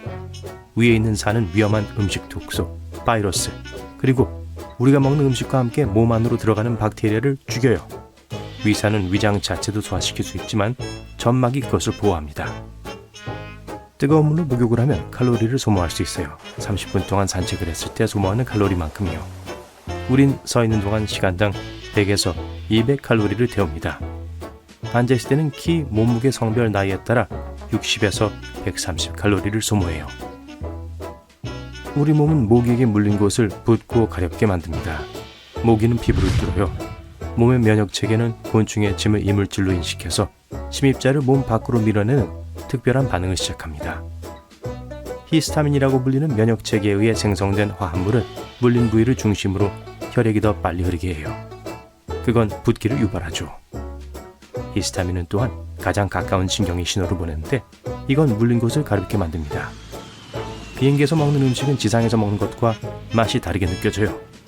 그건 실내의 건조함과 압력으로 인해 미뢰의 민감도가 30%까지 떨어지기 때문이에요. 특히 짜고 단 음식의 경우에요. 침이 없으면 음식을 맛볼 수 없을 거예요. 미뢰는 다양한 맛을 인식하는 화학 수용체를 가지고 있습니다. 하지만 수용체는 맛이 분자에 결합하게 해줄 약간의 액체가 필요해요. 또한 침에 녹지 않는 것은 맛볼 수가 없어요. 우린 얼마나 많은 샐러드, 수프, 고기를 먹었는지에 상관없이 항상 약간의 디저트를 먹을 수 있어요. 우리 몸은 짭짤한 맛에 실증을 느껴요. 하지만 아이스크림, 케이크, 초콜릿과 같은 달콤한 것을 보고 냄새를 맡으면 뇌가 흥분합니다. 배부름의 신호가 즐거움을 위해 모두 무시되죠. 게다가 위는 유한한 기관이고 설탕은 위의 긴장을 풀어줘서 물리적으로 디저트를 위한 공간을 만들도록 도와요. 이 사실이 정말 마음에 들어요. 혀는 몸에서 가장 강한 근육 중 하나입니다. 혀는 10,000개 이상의 미뢰를 포함하고 있으며 각각의 미뢰는 미세한 털로 채워져 있어요. 그들의 임무는 음식을 감지하고 맛을 구별하고 적절한 소화 과정을 시작하기 위해 뇌에 정보를 보내는 것입니다. 우리는 평생 동안 혀에 있는 모든 작은 돌기와 주름은 독특한 개별 패턴을 만들어요. 그래서 전문가들은 혀의 지문이 손가락 지문만큼 독특하다고 말합니다. 혀에는 쓴맛, 단맛, 신맛, 짠맛을 구분하는 부분이 따로 없어요.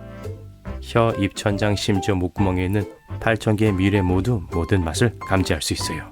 어떤 사람들에게는 고수가 비누와 비슷한 맛이 날 수 있는데 그 이유는 그 식물이 비누를 만드는 데 사용되는 화학물질을 포함하고 있기 때문이에요.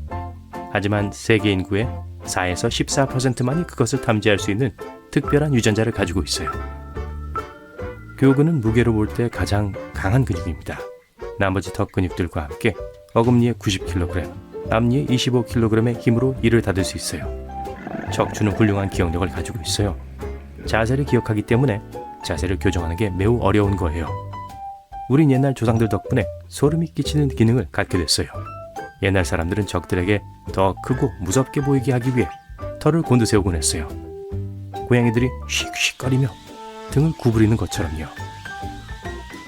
사람의 입은 상당히 독특해요. 일란성 쌍둥이들 사이에서도 두 세트의 동일한 치아를 발견할 수 없을 거예요.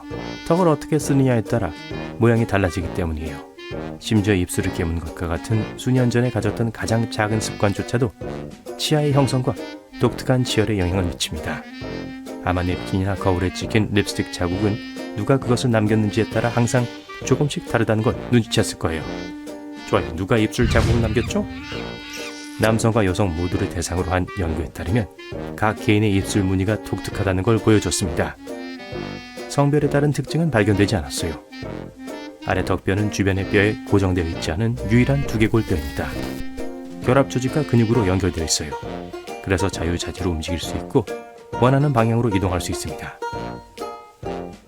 몸의 43%만이 실제로 여러분 자신입니다. 몸 안에 있는 세포의 50% 이상이 주로 내장 속에 사는 작은 생물에 속해요. 여전히 비록 여러분 본인의 세포가 미생물 세포보다 적지만 평균적으로 약 100조 개의 세포가 있습니다. 그러니까 우리는 혼자가 아니에요.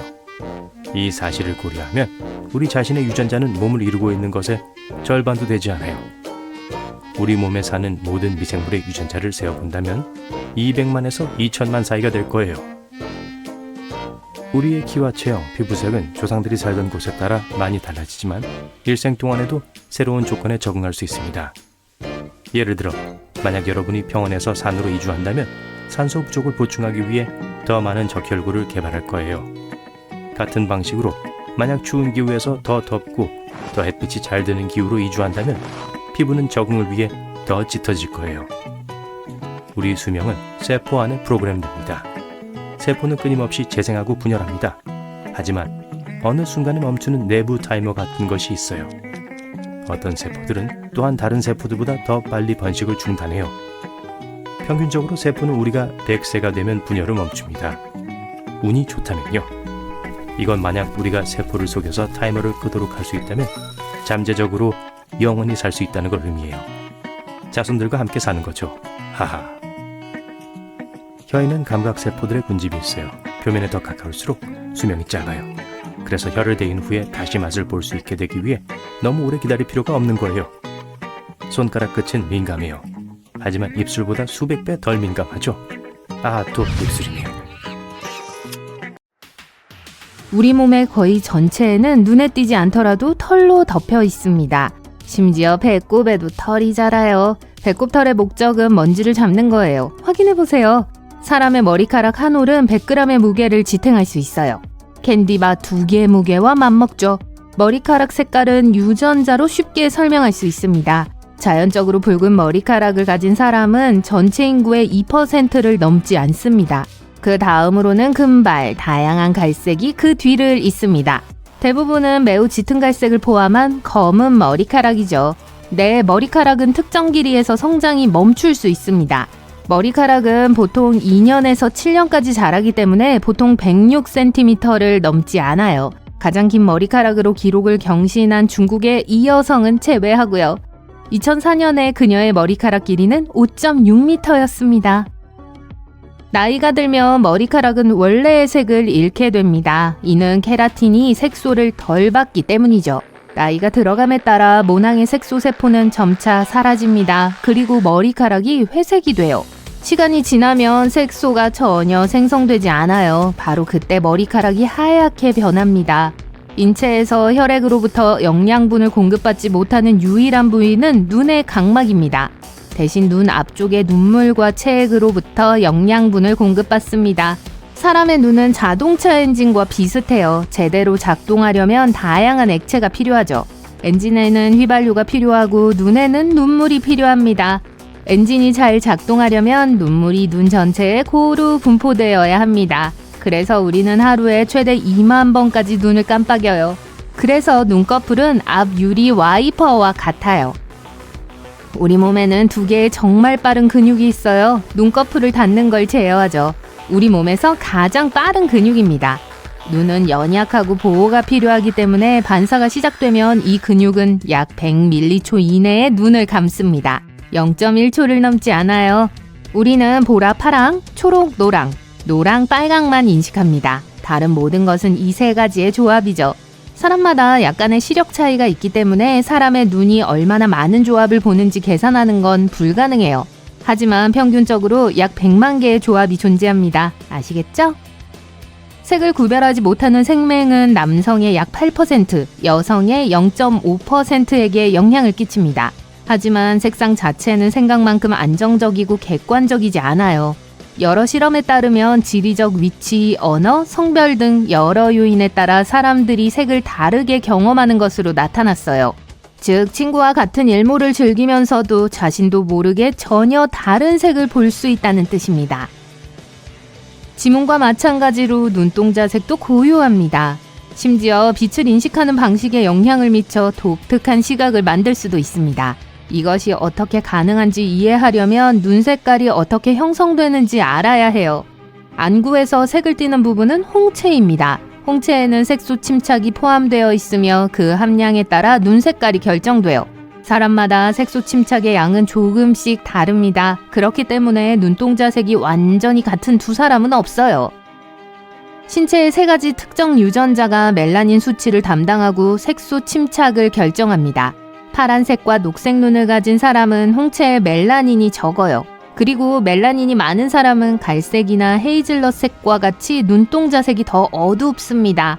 일부 드문 사람들은 아름답고 짙은 검은 눈을 가지고 있지만 이것은 멜라닌이 풍부하기 때문에 발생하는 착시 현상일 뿐이에요. 순수한 검은 홍채는 자연에 존재하지 않아요.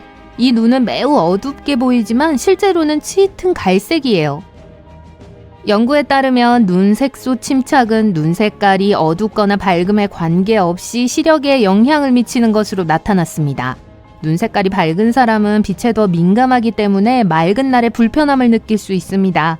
눈동자 색이 연해서 외출할 때 눈을 찡그리고 다녀야 한다면 선글라스를 착용하세요. 홍채에는 태양광선으로부터 보호하는 역할을 하는 색소가 적어요. 하지만 멜라닌이 천연 선글라스처럼 작용하기 때문에 눈이 어두운 사람에 비해 야간 시력이 더 좋아집니다. 반대로 눈동자 색이 어두우면 낮에 밝은 빛에 더 잘 대처할 수 있습니다. 짙은 눈을 가진 사람은 자동차 헤드라이트에 방해를 받지 않기 때문에 밤에 운전할 때 더 편리해요. 주변 시야는 거의 완전히 흑백입니다. 망막의 중앙에 색을 감지하는 원추체가 측면보다 더 많기 때문이죠. 여성은 2개의 X 염색체를 가지고 있고 남성은 1개만 가지고 있기 때문에 남성보다 더 많은 색을 구별할 수 있습니다. 염색체 중 하나에 문제가 있어도 여성은 여전히 색을 정확하게 볼 수 있습니다. 그렇기 때문에 여성은 색맹이 거의 없습니다. 눈이 빨갛게 나온 사진이 적어도 몇 장 있을 거예요. 카메라 플래시가 터지면 우리 눈은 이러한 빛의 유입에 대비하지 못해요. 동공은 계속 확장되어 있기 때문에 빛이 맥락막의 붉은 혈관에서 반사돼요.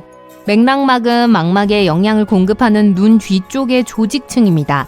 가끔 눈앞에 보이는 이상하게 생긴 파리는 바로 안구 부유물이에요.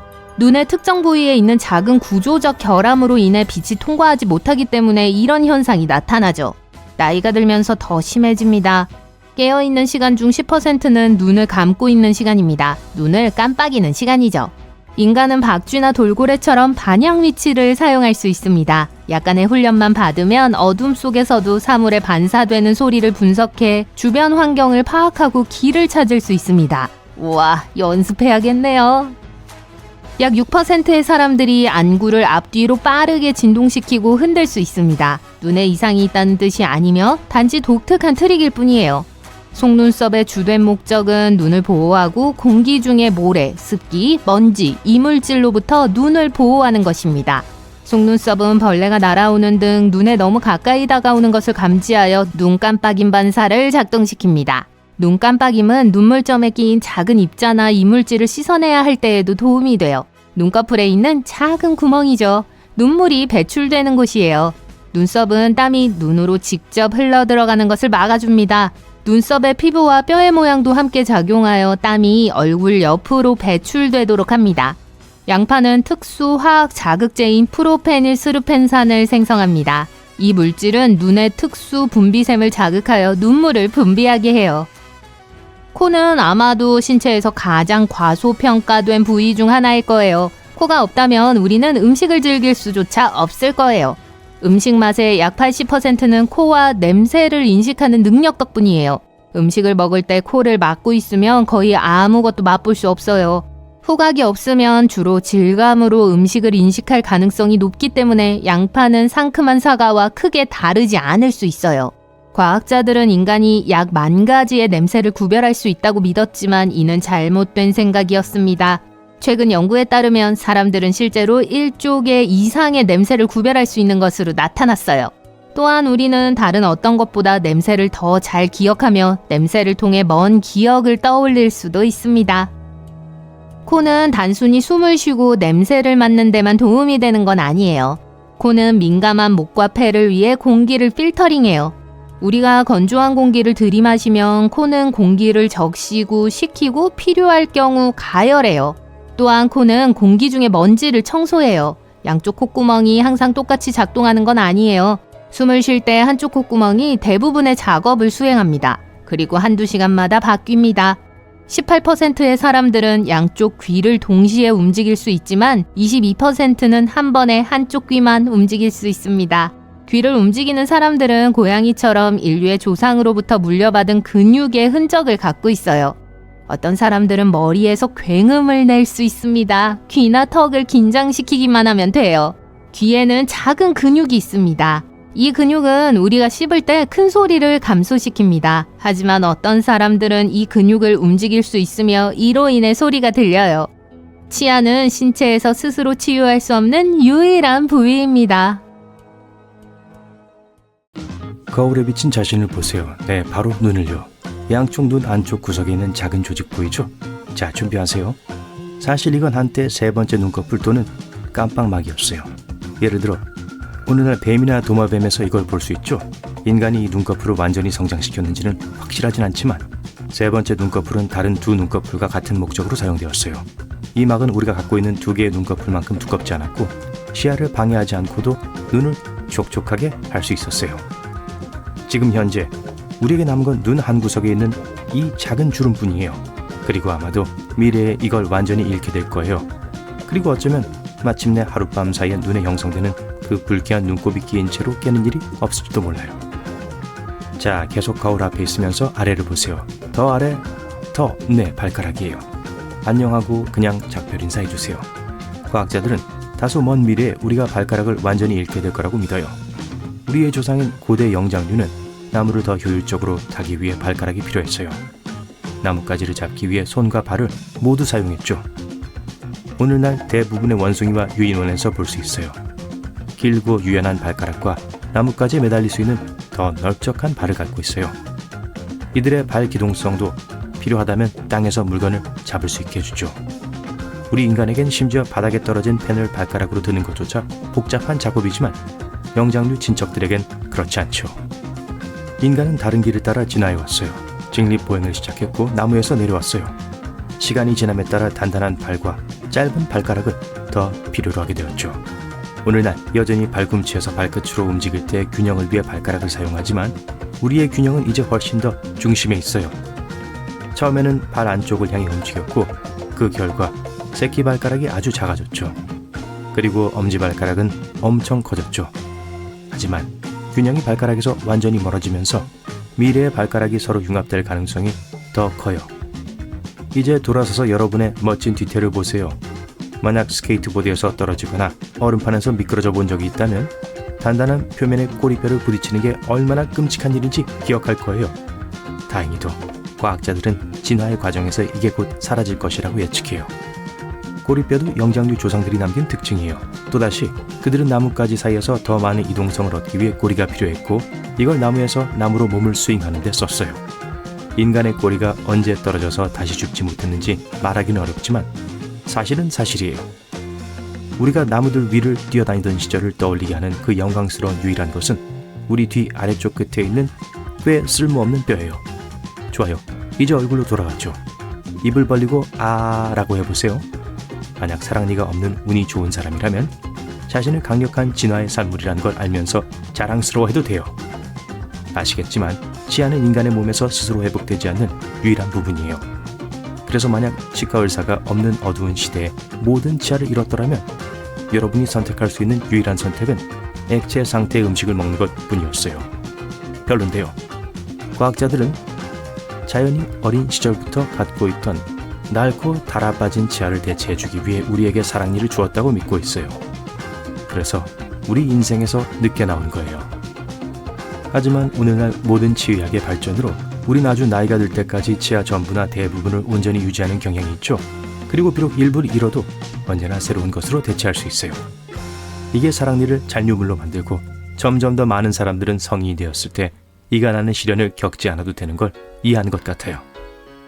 치아에 대해 말하자면 우리의 턱 전체는 지난 1000년 동안 변화해왔고 훨씬 더 빨리 변할 걸로 예측돼요. 사실 우리 몸의 모든 부분들 중에서 가장 빠르게 변한 곳이죠. 옛날 초기 인류가 사냥과 채집을 통해 살아남았을 때 그들은 날고기를 씹고 식물을 갈기 위해 거대하고 강력한 턱과 더 큰 이빨이 필요했어요. 그들이 요리를 하고 농사를 짓게 되면서 음식이 덜 질겨져서 턱은 현재의 필요에 맞게 작아졌어요. 시간이 지날수록 우리의 턱은 점점 더 줄어들었고 앞으로도 계속 그럴 것 같아요. 많이 씹을 필요가 없는 많은 가공식품들로 미래의 사람들은 아마도 얇은 턱선과 매끄러운 광대뼈를 가진 더 섬세한 얼굴 특징을 가지게 될 거예요. 일부 신체 부위는 사라지지 않고 오히려 다시 돌아오고 있어요. 100년 전 무릎 뒤에 있는 작은 뼈인 장단지 근머리 종잡뼈는 약 11%의 사람들에게만 존재했고 과학자들은 그게 곧 완전히 사라질 거라고 생각했어요. 하지만 모든 역경에도 불구하고 이 용감한 작은 뼈는 무려 39%나 되는 현대인의 무릎에 들어있죠. 아직도 정확히 장단지 근머리 종잡뼈가 왜 돌아왔는지 알 수 없지만 가장 일반적인 의견은 우리가 조상들보다 키가 크고 무거워졌다는 거예요. 이건 사실이에요. 우리의 식단이 더 좋아지고 영양가가 높아지면서 우린 더 오래 살고 키가 더 자라게 되었죠. 우린 지금 아마도 키의 진화 절정기에 와 있을 수도 있어요. 그리고 장단지 근머리 종잡뼈는 무릎 뒤에 힘줄이 미끄러질 수 있도록 매끄러운 표면을 제공해주고 마찰을 줄여 마모와 찢어짐으로 인한 손상 가능성을 낮춰주기 위해 우리 몸에 나타났을 수도 있어요. 몸집이 커졌다는 얘기가 나와서 말인데 거울로 돌아가 볼까요? 약간 힘줘봐요. 멋진 이두박근이에요. 하지만 안타깝게도 고대 조상님들만큼 좋진 않아요. 진화에 대한 모든 게 우리에게 100% 좋은 건 아니에요. 그냥 제일 잘 적응한 일련의 기능들일 뿐이죠. 우리 근육의 경우가 그래요. 시간이 지남에 따라 점점 더 작아지고 약해졌죠. 특히 상체에서요. 고대 인간은 많은 수작업을 하기 위해 크고 강한 근육이 필요했어요. 사냥해서 잡은 걸 집으로 끌고 가고 도구를 만들고 대피소를 짓는 것까지 말이죠. 후에 이게 더 쉬워지진 않았는데 오히려 반대였죠. 사실 밭을 갈고 복잡한 구조물을 짓는 건 많은 체력과 지구력이 필요했어요. 하지만 기술의 발전이 왕을 누리기 시작하면서 물리적 능력은 두뇌의 힘으로 대체되었고 기계는 우리 대신 많은 일을 하기 시작했는데 대부분은 우리보다 훨씬 더 나았죠. 우린 컴퓨터 앞에서 점점 더 많은 시간을 보내며 앉아서 생활하는 생활 방식으로 전환했어요. 그리고 우리의 근육은 점점 작아지고 있는데 왜냐하면 더 이상 근육들이 필요하지 않기 때문이에요. 진화가 더 진행될수록 훨씬 더 날씬해지고 근육량이 늘리는데 더 많은 어려움을 겪을 가능성이 높아요. 우리의 뇌는 특히 흥미로운데 일종의 이상한 패턴으로 변화해왔기 때문이에요. 우리의 먼 조상들은 처음에는 다소 작은 뇌를 가지고 있었지만 인간에 가까운 친척인 네안데르탈인은 평균적으로 현대인의 그것보다 더 큰 뇌를 가졌었어요. 진화 과정에서 인간의 뇌는 더 커졌지만 최근 몇 세기 동안 줄어들기 시작했는데 아무도 그 이유를 정확히 알지 못해요. 일부 전문가들은 이게 우리의 생활 방식과 사회적 연결의 변화와 관련이 있을 수 있다고 해요. 초기 인류, 특히 수렵 채집가들은 자신들이 본 모든 식물과 동물, 그들의 특성, 그리고 여러 가지의 것들을 어떻게 사용하는지 기억해야 했어요. 그들은 부모가 알고 있는 모든 걸 배우고 스스로 더 많은 걸 알아내야 했기 때문에 더 박학다식했어요. 현대 인류는 특정 분야에 더 전문화되어 있고 좁은 주제를 더 깊이 파고들며 나머지는 동료들에게 의존하죠. 고대 인류는 누구나 잠재적으로 다른 사람을 대체할 수 있는 그룹으로 일했던 반면 우린 각 구성원이 각자의 특정한 임무를 가지고 있으며 대체할 수 없는 팀으로 모이죠. 그래도 뇌의 크기는 그다지 중요하지 않은 것 같아요. 왜냐하면 예를 들어 범고래와 코끼리는 우리보다 더 큰 뇌를 가지고 있지만 우리보다 똑똑하진 않거든요. 더 행복할까요? 네, 그럴 거예요. 그리고 만약 우리가 미지의 것, 즉 오늘로부터 1000년 후의 일을 모험한다면 꽤 믿을 수 없는 특성들을 발전시킬지도 몰라요. 어떤 사람들은 해수면이 상승하는 경향이 지속된다면 인간이 물에서 사는 것에 적응할 수도 있다고 말할 정도예요. 우린 수영을 더 잘하기 위해 물갈퀴가 달린 손과 발을 가지고 물속에서 숨을 쉴 수 있도록 아가미가 발달하게 진화할지도 몰라요. 또는 만약 우주로 가서 다른 행성들을 식민지로 만들기 시작한다면 불가피하게 그 조건에 적응해야 할 거예요. 예를 들어 화성은 중력이 낮고 기후가 훨씬 더 추워요. 아마도 인간의 키를 더 크게 하고 더 가볍게 만들겠지만 또 따뜻하게 유지하기 위해 훨씬 더 많은 채모를 자라게 할 수도 있어요. 그리고 더 강한 중력과 더 높은 온도를 가진 행성들은 반대로 인간을 건장하고 튼튼하고 아마도 털이 없는 생명체로 만들게 할 거예요. 가능성은 무한하죠. 아마도 소셜미디어 때문인지 우리는 다른 건 없고 큰 눈과 엄지손가락을 가진 작은 덩어리로 변할 수도 있어요. 문자 보내기엔 훨씬 더 좋겠네요. 아니길 바래요. 대부분의 사람들은 인간에겐 오감만 있다고 확신하죠. 하지만 그게 완전한 진실은 아니에요. 미각, 촉각, 후각, 시각, 청각이 우리가 가진 유일한 것들은 아니에요. 과학자들은 사람에겐 총 9개에서 20개의 감각이 있다고 주장해요. 여기엔 온도 감각, 따뜻함을 느끼는 감각, 평형 감각, 균형 감각이 있어요.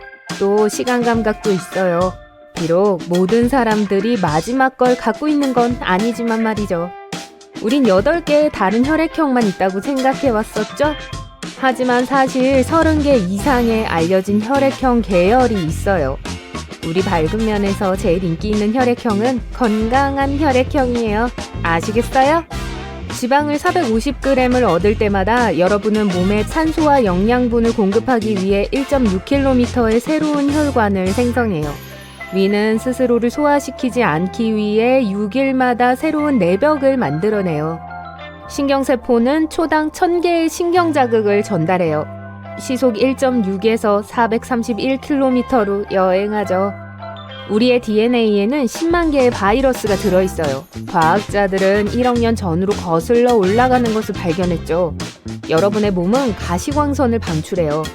여러분은 오후 4시에 제일 밝고 오전 10시에 빛이 제일 덜 밝아요. 안타깝게도 이 빛은 여러분의 눈이 볼 수 있는 것보다 1000배 덜 강해요. 땀은 대부분 단백질, 당, 암모니아 그리고 많은 다양한 물질들이 섞인 액체예요.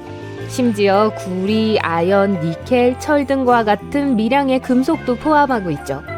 땀이 짠맛이 나는 건 함유되어 있는 나트륨 때문이에요. 게다가 소금을 더 많이 먹을수록 땀은 더 짜요. 몸은 여분의 것들을 없애려고 하는데 가장 빠른 방법은 땀을 흘려 배출하는 거예요. 시속 3.2km로 걸었다면 453g을 빼려고 할 때 20시간을 계속 걸어야 할 거예요. 그리고 적도를 일주하는데 518일 하고도 8시간이 걸릴 거예요. 귀지는 사실 왁스가 아니에요. 지방, 피부세포, 땀, 그리고 먼지를 포함하고 있죠.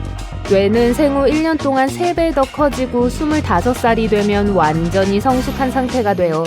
이것의 60%가 지방이에요. 뇌는 작은 전구를 작동시키기에 충분한 약 23W의 전기를 생산해요. 인간은 사실 멀티태스킹을 할 수 없어요. 뇌는 한 번에 한 가지 이상의 행동을 할 수 없어요. 그 사이를 왔다 갔다 하는데 이게 생각과 달리 시간을 절약해주지 못하며 여러분이 잘못할 가능성을 높이고 그 과정을 더 길어지게 해요. 시험을 봐야 하거나 중요한 일에 집중하려고 할 때 껌을 씹어보세요.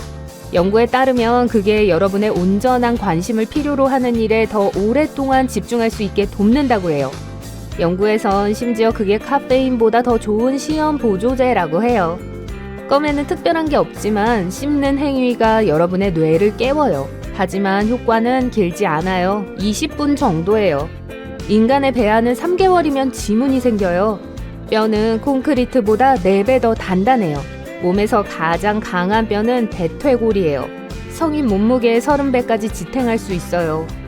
더욱 말도 안 되는 건 우리의 뼈가 복합물질로 이루어져 있는데 그 뜻은 뼈들이 동시에 단단하면서 탄력이 있다는 걸 의미해요. 햇볕에 타는 것은 방사선 피폭의 결과예요. 신체의 자연 방어 메커니즘이 자외선과 싸우다가 압도당하게 되면 결과적으로 햇볕에 타게 되는 독성 반응이 일어나요. 소름은 우리 조상들이 남긴 진화적인 반사작용이에요. 아드레날린의 방출이 조상들의 털을 서게 했고 그게 다가오는 포식자들에게 더 무서워 보였죠. 몸은 매일 0.47에서 1.41리터의 타액을 생산해요. 그게 음식을 소화하고 감염을 물리치도록 도와주죠. 또 입 안에 많은 박테리아가 있어요. 네, 사람의 입에 있는 평균 박테리아 양은 지구에 사는 사람들의 수와 거의 비슷해요. 그거 소화하기 힘들겠네요. 각각의 사람들은 머리에 약 15만 개의 머리털을 갖고 있어요. 모든 가닥은 한 달에 약 1.27cm씩 자라요. 만약 각각의 머리카락에서 자라는 걸 더한다면 단 1년 만에 16km의 거리를 잴 수 있을 거예요. 또 머리카락은 여러분이 생각하는 것보다 훨씬 더 강해요. 한 가닥이 사과 하나의 무게인 85g을 들 수 있어요. 머리에 있는 모든 머리카락의 힘을 합치면 코끼리 2마리 정도의 무게를 지탱할 수 있어요. 해봅시다. 심장이 내는 고동 소리는 판막이 열고 닫히는 소리예요. 심장은 부상을 입지 않는 한 세포를 복제하지 않아요. 몸에서 피를 공급받지 않는 유일한 부분은 각막이에요. 공기를 통해 산소를 바로 얻죠. 똑바로 앉거나 서 있을 때 기분을 좋게 해주는 긍정적인 기억을 떠올리는 게 더 쉬워요. 어떤 사람들은 등을 곧게 펴고 바로 앉아 있으면 혈류를 증진시키고 뇌가 더 잘 기능할 수 있도록 더 많은 산소를 얻는다고 믿어요. 세상에서 가장 깊은 목소리를 가진 사람은 자신을 포함한 인간이 전혀 들을 수 없는 소리를 낼 수 있어요. 하지만 코끼리들은 이 소리를 들을 수 있어요. 정맥은 빛이 피부와 지방의 층을 통과해야 하기 때문에 파랗게 보이는 거예요. 피부는 빛이 피를 반사시키기 전에 백색빛의 많은 붉은 부분을 흩뿌려요. 이것으로 파란빛만 눈에 반사되죠. 후각상실증이 있는 사람은 냄새를 감지할 수 없어요. 환후는 반대되는 증상으로 실제로 존재하지 않는 냄새를 맡아요. 인간의 뇌에는 1000억 개의 뉴런이 있어요. 73%는 물이고 심장도 마찬가지예요. 그래서 뇌가 2%의 수분을 잃으면 피곤함을 느끼기 시작하죠. 또 기억력을 악화시키고 주의력을 짧게 만들며 기분을 처지게 만들죠. 파란 눈을 가진 걸로 알려진 가장 오래된 사람은 7000년 전 석기 시대에 살았어요. 여러분의 오른쪽 신장은 간을 위한 공간을 만들어줘야 하기 때문에 더 작고 왼쪽 신장보다 더 낮게 위치해 있을 거예요. 그나저나 뇌는 여러분이 물을 너무 적게 또는 너무 많이 마시지 못하게 해요. 어떤 액체를 삼킨 후 입과 목은 뇌에게 물을 그만 마시라고 알리는 신호를 보내기 시작해요. 그렇지 않으면 액체가 여러분의 세포에 도달하는 10분에서 60분 동안 물을 계속 마시게 될 거예요. 여러분 눈은 단 13mC초에도 뭔가를 볼 수 있고 뇌는 이미 이 이미지를 처리했을 거예요. 평균 눈 깜빡임은 100에서 400mC초까지 지속돼요. 비록 몸에서 제일 강한 근육은 아니지만 혀는 절대 지치지 않아요. 그건 혀가 만들어져 있는 방식 때문이에요. 8개의 뒤섞인 근육으로 이루어져 있어요. 혀는 끝이 뼈와 연결되어 있지 않은 유일한 근육이에요. 다른 근육들은 양쪽 끝에 2개의 뼈가 붙어 있는데 그런 식으로 우리가 당기고 움직임을 만들기 때문이에요. 입에는 약 700종의 다양한 박테리아가 있어요. 그곳에는 60억 마리 이상이 살고 있어요. 피부는 제일 큰 장기예요. 목욕 타월 2장의 표면적을 덮을 수 있죠. 몸무게의 약 16%를 차지하며 크기는 약 2.043제곱미터예요. 만약 여러분이 하루에 8시간 동안 분당 60개의 단어를 입력했다면 인간 게놈을 입력하는 데는 50년이 걸릴 거예요. 더위 속에 있으면 금방 피곤해져요. 이것은 몸이 스스로를 시원하게 유지하려고 정말 열심히 노력하고 있기 때문에 일어나는데 이걸로 추가적인 일을 많이 하게 되죠. 그래서 여러분이 육체적으로 힘든 일을 하지 않아도 지치고 피곤하게 돼요. 몸에는 78개의 장기가 있지만 그중 오직 5개만이 생존에 필수적이에요. 뇌, 간, 심장, 폐, 그리고 심장. 손이 울려요. 밤 11시에 급한 건가 봐요. 근데 집안의 모든 기기들은 조용하네요. 울리고 있는 건 여러분의 귀예요. 여러분은 쉿거리는 소리, 휘파람, 윙윙거리는 심지어 포효하는 소리도 들을 수 있어요. 하지만 이 모든 소음에는 외부 소스가 없어요. 그래서 팬텀 사운드라고 알려져 있죠. 이것은 한쪽 귀나 양쪽 귀에서 지속적으로 또는 가끔씩 발생할 수 있어요. 주로 아무것도 여러분의 주의를 산만하게 하지 않는 밤에 가장 뚜렷하죠. 여자는 남자보다 혀 표면에 더 많은 미뢰를 갖고 있어요. 이건 35%의 여자들과 15%의 남자들만이 절대 미각을 가진 이유 중 하나예요. 이 사람들은 다른 누구보다 맛을 더 강하게 느끼는 사람들이에요. 왼손잡이들은 대개 왼쪽으로 씹는 걸 선호하고 오른손잡이들은 맞아요. 오른쪽으로 씹어요. 지문이 손상되어도 똑같은 독특한 패턴으로 다시 자랄 거예요. 숨 쉴 때 하나의 펜은 여러분이 흡입한 산소의 5%만 사용해요.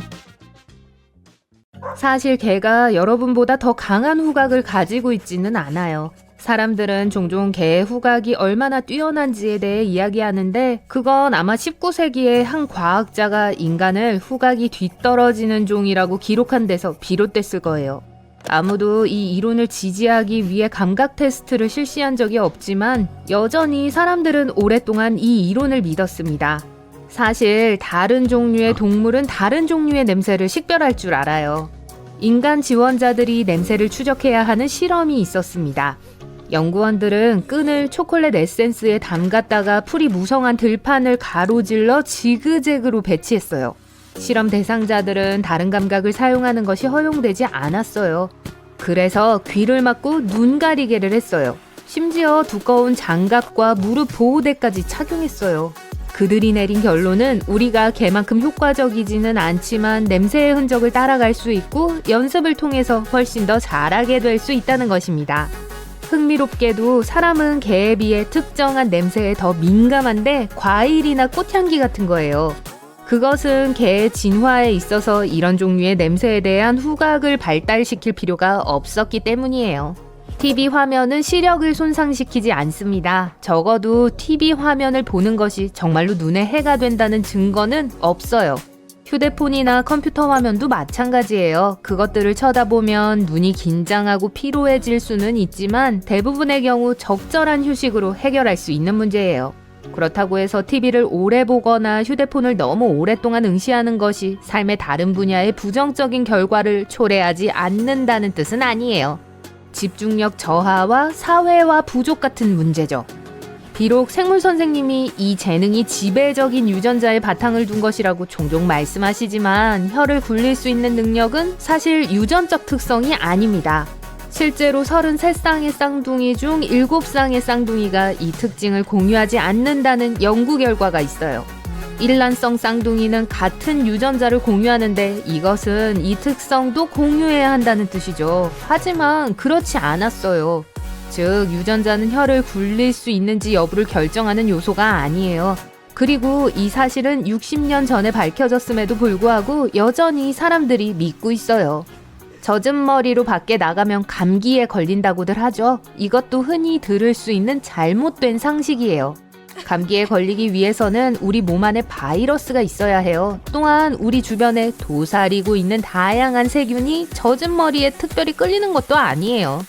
사람들이 대부분 이것이 사실이라고 믿는 이유는 첫째, 부모님에게 들었기 때문에, 둘째, 젖은 머리를 감기가 걸리는 것과 연관시키는 것은 일반적으로 밖에 있을 때 세균에 더 많이 노출되기 때문입니다. 진정으로 이중 관절이 있는 사람은 없어요. 어떤 사람들은 팔꿈치를 턱에 대거나 손가락을 뒤로 구부릴 수 있을 정도로 몸의 특정 부위가 매우 유연해요. 종종 이 사람들은 이중 관절을 갖고 있다고 해요. 마치 몸 어딘가에 일종의 경첩이 하나 더 있다는 듯 말이죠. 그건 사실이 아니에요. 그 사람들도 관절은 하나지만 이상한 모양의 끝을 가진 뼈를 가지고 있거나 결합 조직이 매우 유연한 거예요. 맹장은 아무데도 쓸모없는 기관이라는 나쁜 평판에도 불구하고 사실은 쓸모가 있는 것 같아요. 맹장은 사실 박테리아를 위한 저장고인데 좋은 도움이 되는 박테리아를 위한 거예요. 맹장은 우리 몸이 특정한 문제와 질병과 싸울 때 도움을 주는 미생물을 저장해요. 우리 삶의 초기 단계에서 맹장은 또한 특정한 종류의 항체와 함께 백혈구를 형성하는 과정을 돕습니다. 위가 어디에 있는지 아세요? 너무 쉽다고요? 하지만 아마 여러분이 생각하는 곳은 아닐 거예요. 대부분의 사람들은 위가 배꼽 뒤쪽 어딘가에 숨어 있다고 생각해요. 실제로는 복부 상단 장 위에 앉아 있어요. 여기 위를 찾는 방법이 있어요. 아래 갈비뼈가 만나는 중간 지점을 찾으세요. 이제 대략 손가락 너비 3개를 아래로 내려간 다음 손가락 3개만큼 왼쪽으로 이동해요. 그곳이 바로 위 중앙이에요. 혀에는 막구역이 없어요. 혀 지도는 아마도 20세기 초에 과학자들이 인간의 입안 각 구역에서 실제로 맛이 등록되기 위해서 맛이 얼마나 강해야 하는가의 미묘한 차이를 발견했기 때문에 등장했을 거예요. 이 연구는 혀의 각 부분이 각기 다른 맛을 감지한다는 신화를 만들었어요. 실제로 모든 종류의 미뢰는 입 전체에 퍼져 있습니다. 그리고 미뢰는 모든 맛을 감지할 수 있어요. 단맛, 짠맛, 쓴맛, 신맛의 일반적인 4가지 맛 이외에도 함께 인정되고 있는 감칠맛도 포함해요. 우리의 두뇌는 10%만 사용하는 것이 아니에요. 심지어 잠잘 때도 그것보다 훨씬 더 많이 사용해요. 과학자들은 이 사실을 실험했고 사용된 방법 중 하나는 한 사람이 다양한 작업을 수행하는 동안 뇌의 활동을 측정하는 것이었습니다. 결과는 우리가 대부분의 시간 동안 뇌의 대부분을 사용한다는 것을 보여줬어요. 정확한 퍼센테이지는 사람마다 다르고 무엇을 하느냐에 따라 달라요. 그리고 우리의 뇌세포 하나하나를 감시하는 것은 불가능해요. 수십억 개의 뇌세포가 있기 때문에 어느 순간에 활동하고 있는 세포의 정확한 수를 알 수는 없습니다. 전두엽 피질, 즉 더 높은 수준의 사고를 담당하는 부분, 그리고 주변을 감지하는 것을 돕는 특정 영역이 잠을 잘 때 여전히 작동하고 있어요. 인간은 청각, 미각, 촉각, 시각, 후각의 5감만 갖고 있는 게 아니에요. 이 생각은 유명한 그리스 철학자 아리스토텔레스로부터 유래했는데 그는 모든 감각에 대한 신체 기관이 있다고 말했어요. 시각을 담당하는 눈, 미각을 담당하는 혀, 이런 식으로요. 하지만 그것은 수천 년 전의 일이었고 그는 중요한 감각기관인 전정계를 놓치고 있었어요. 전정계는 우리 몸이 균형을 유지하기 위해 사용하는 뇌의 장치예요. 모든 감각이 그것을 전담하는 기관이 필요한 건 아니에요.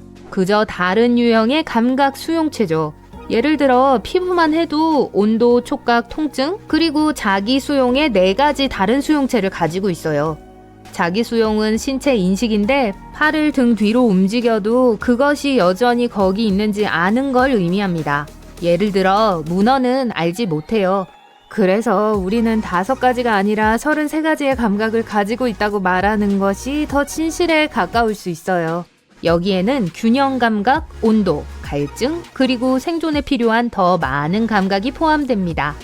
가끔 손가락 마디를 꺾는 것을 좋아한다면 걱정할 필요가 없어요. 그것이 잠재적인 손가락 관절 문제에 대한 위험을 증가시킨다는 생각은 아마도 일리가 있는 것처럼 들려요. 왜냐하면 수년에 걸쳐 계속해서 관절에 압력을 가하는 셈이니까요. 우리가 듣게 되는 그 뚝 하는 소리는 관절의 윤활 역할을 하는 액체인 관절낭에게 거품이 터질 때 발생해요. 식사를 거하게 해도 여전히 수영하러 갈 수 있어요. 쥐 안 날 거예요. 이 오해의 이면에 있는 생각은 과식을 하면 위장으로 가는 혈류의 양이 증가한다는 것입니다.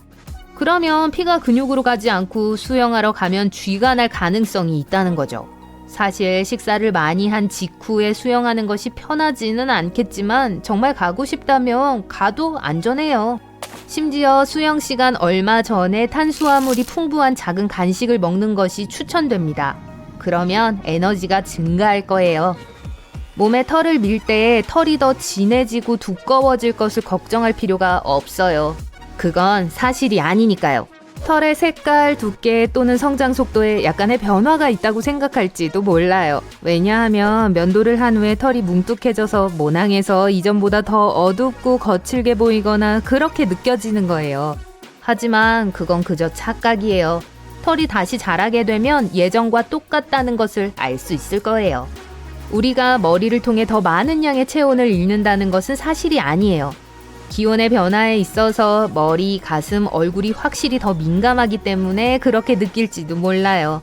사실 만약 모자를 쓰지 않고 외출하든 바지를 입지 않고 외출하든 추운 건 똑같을 거예요.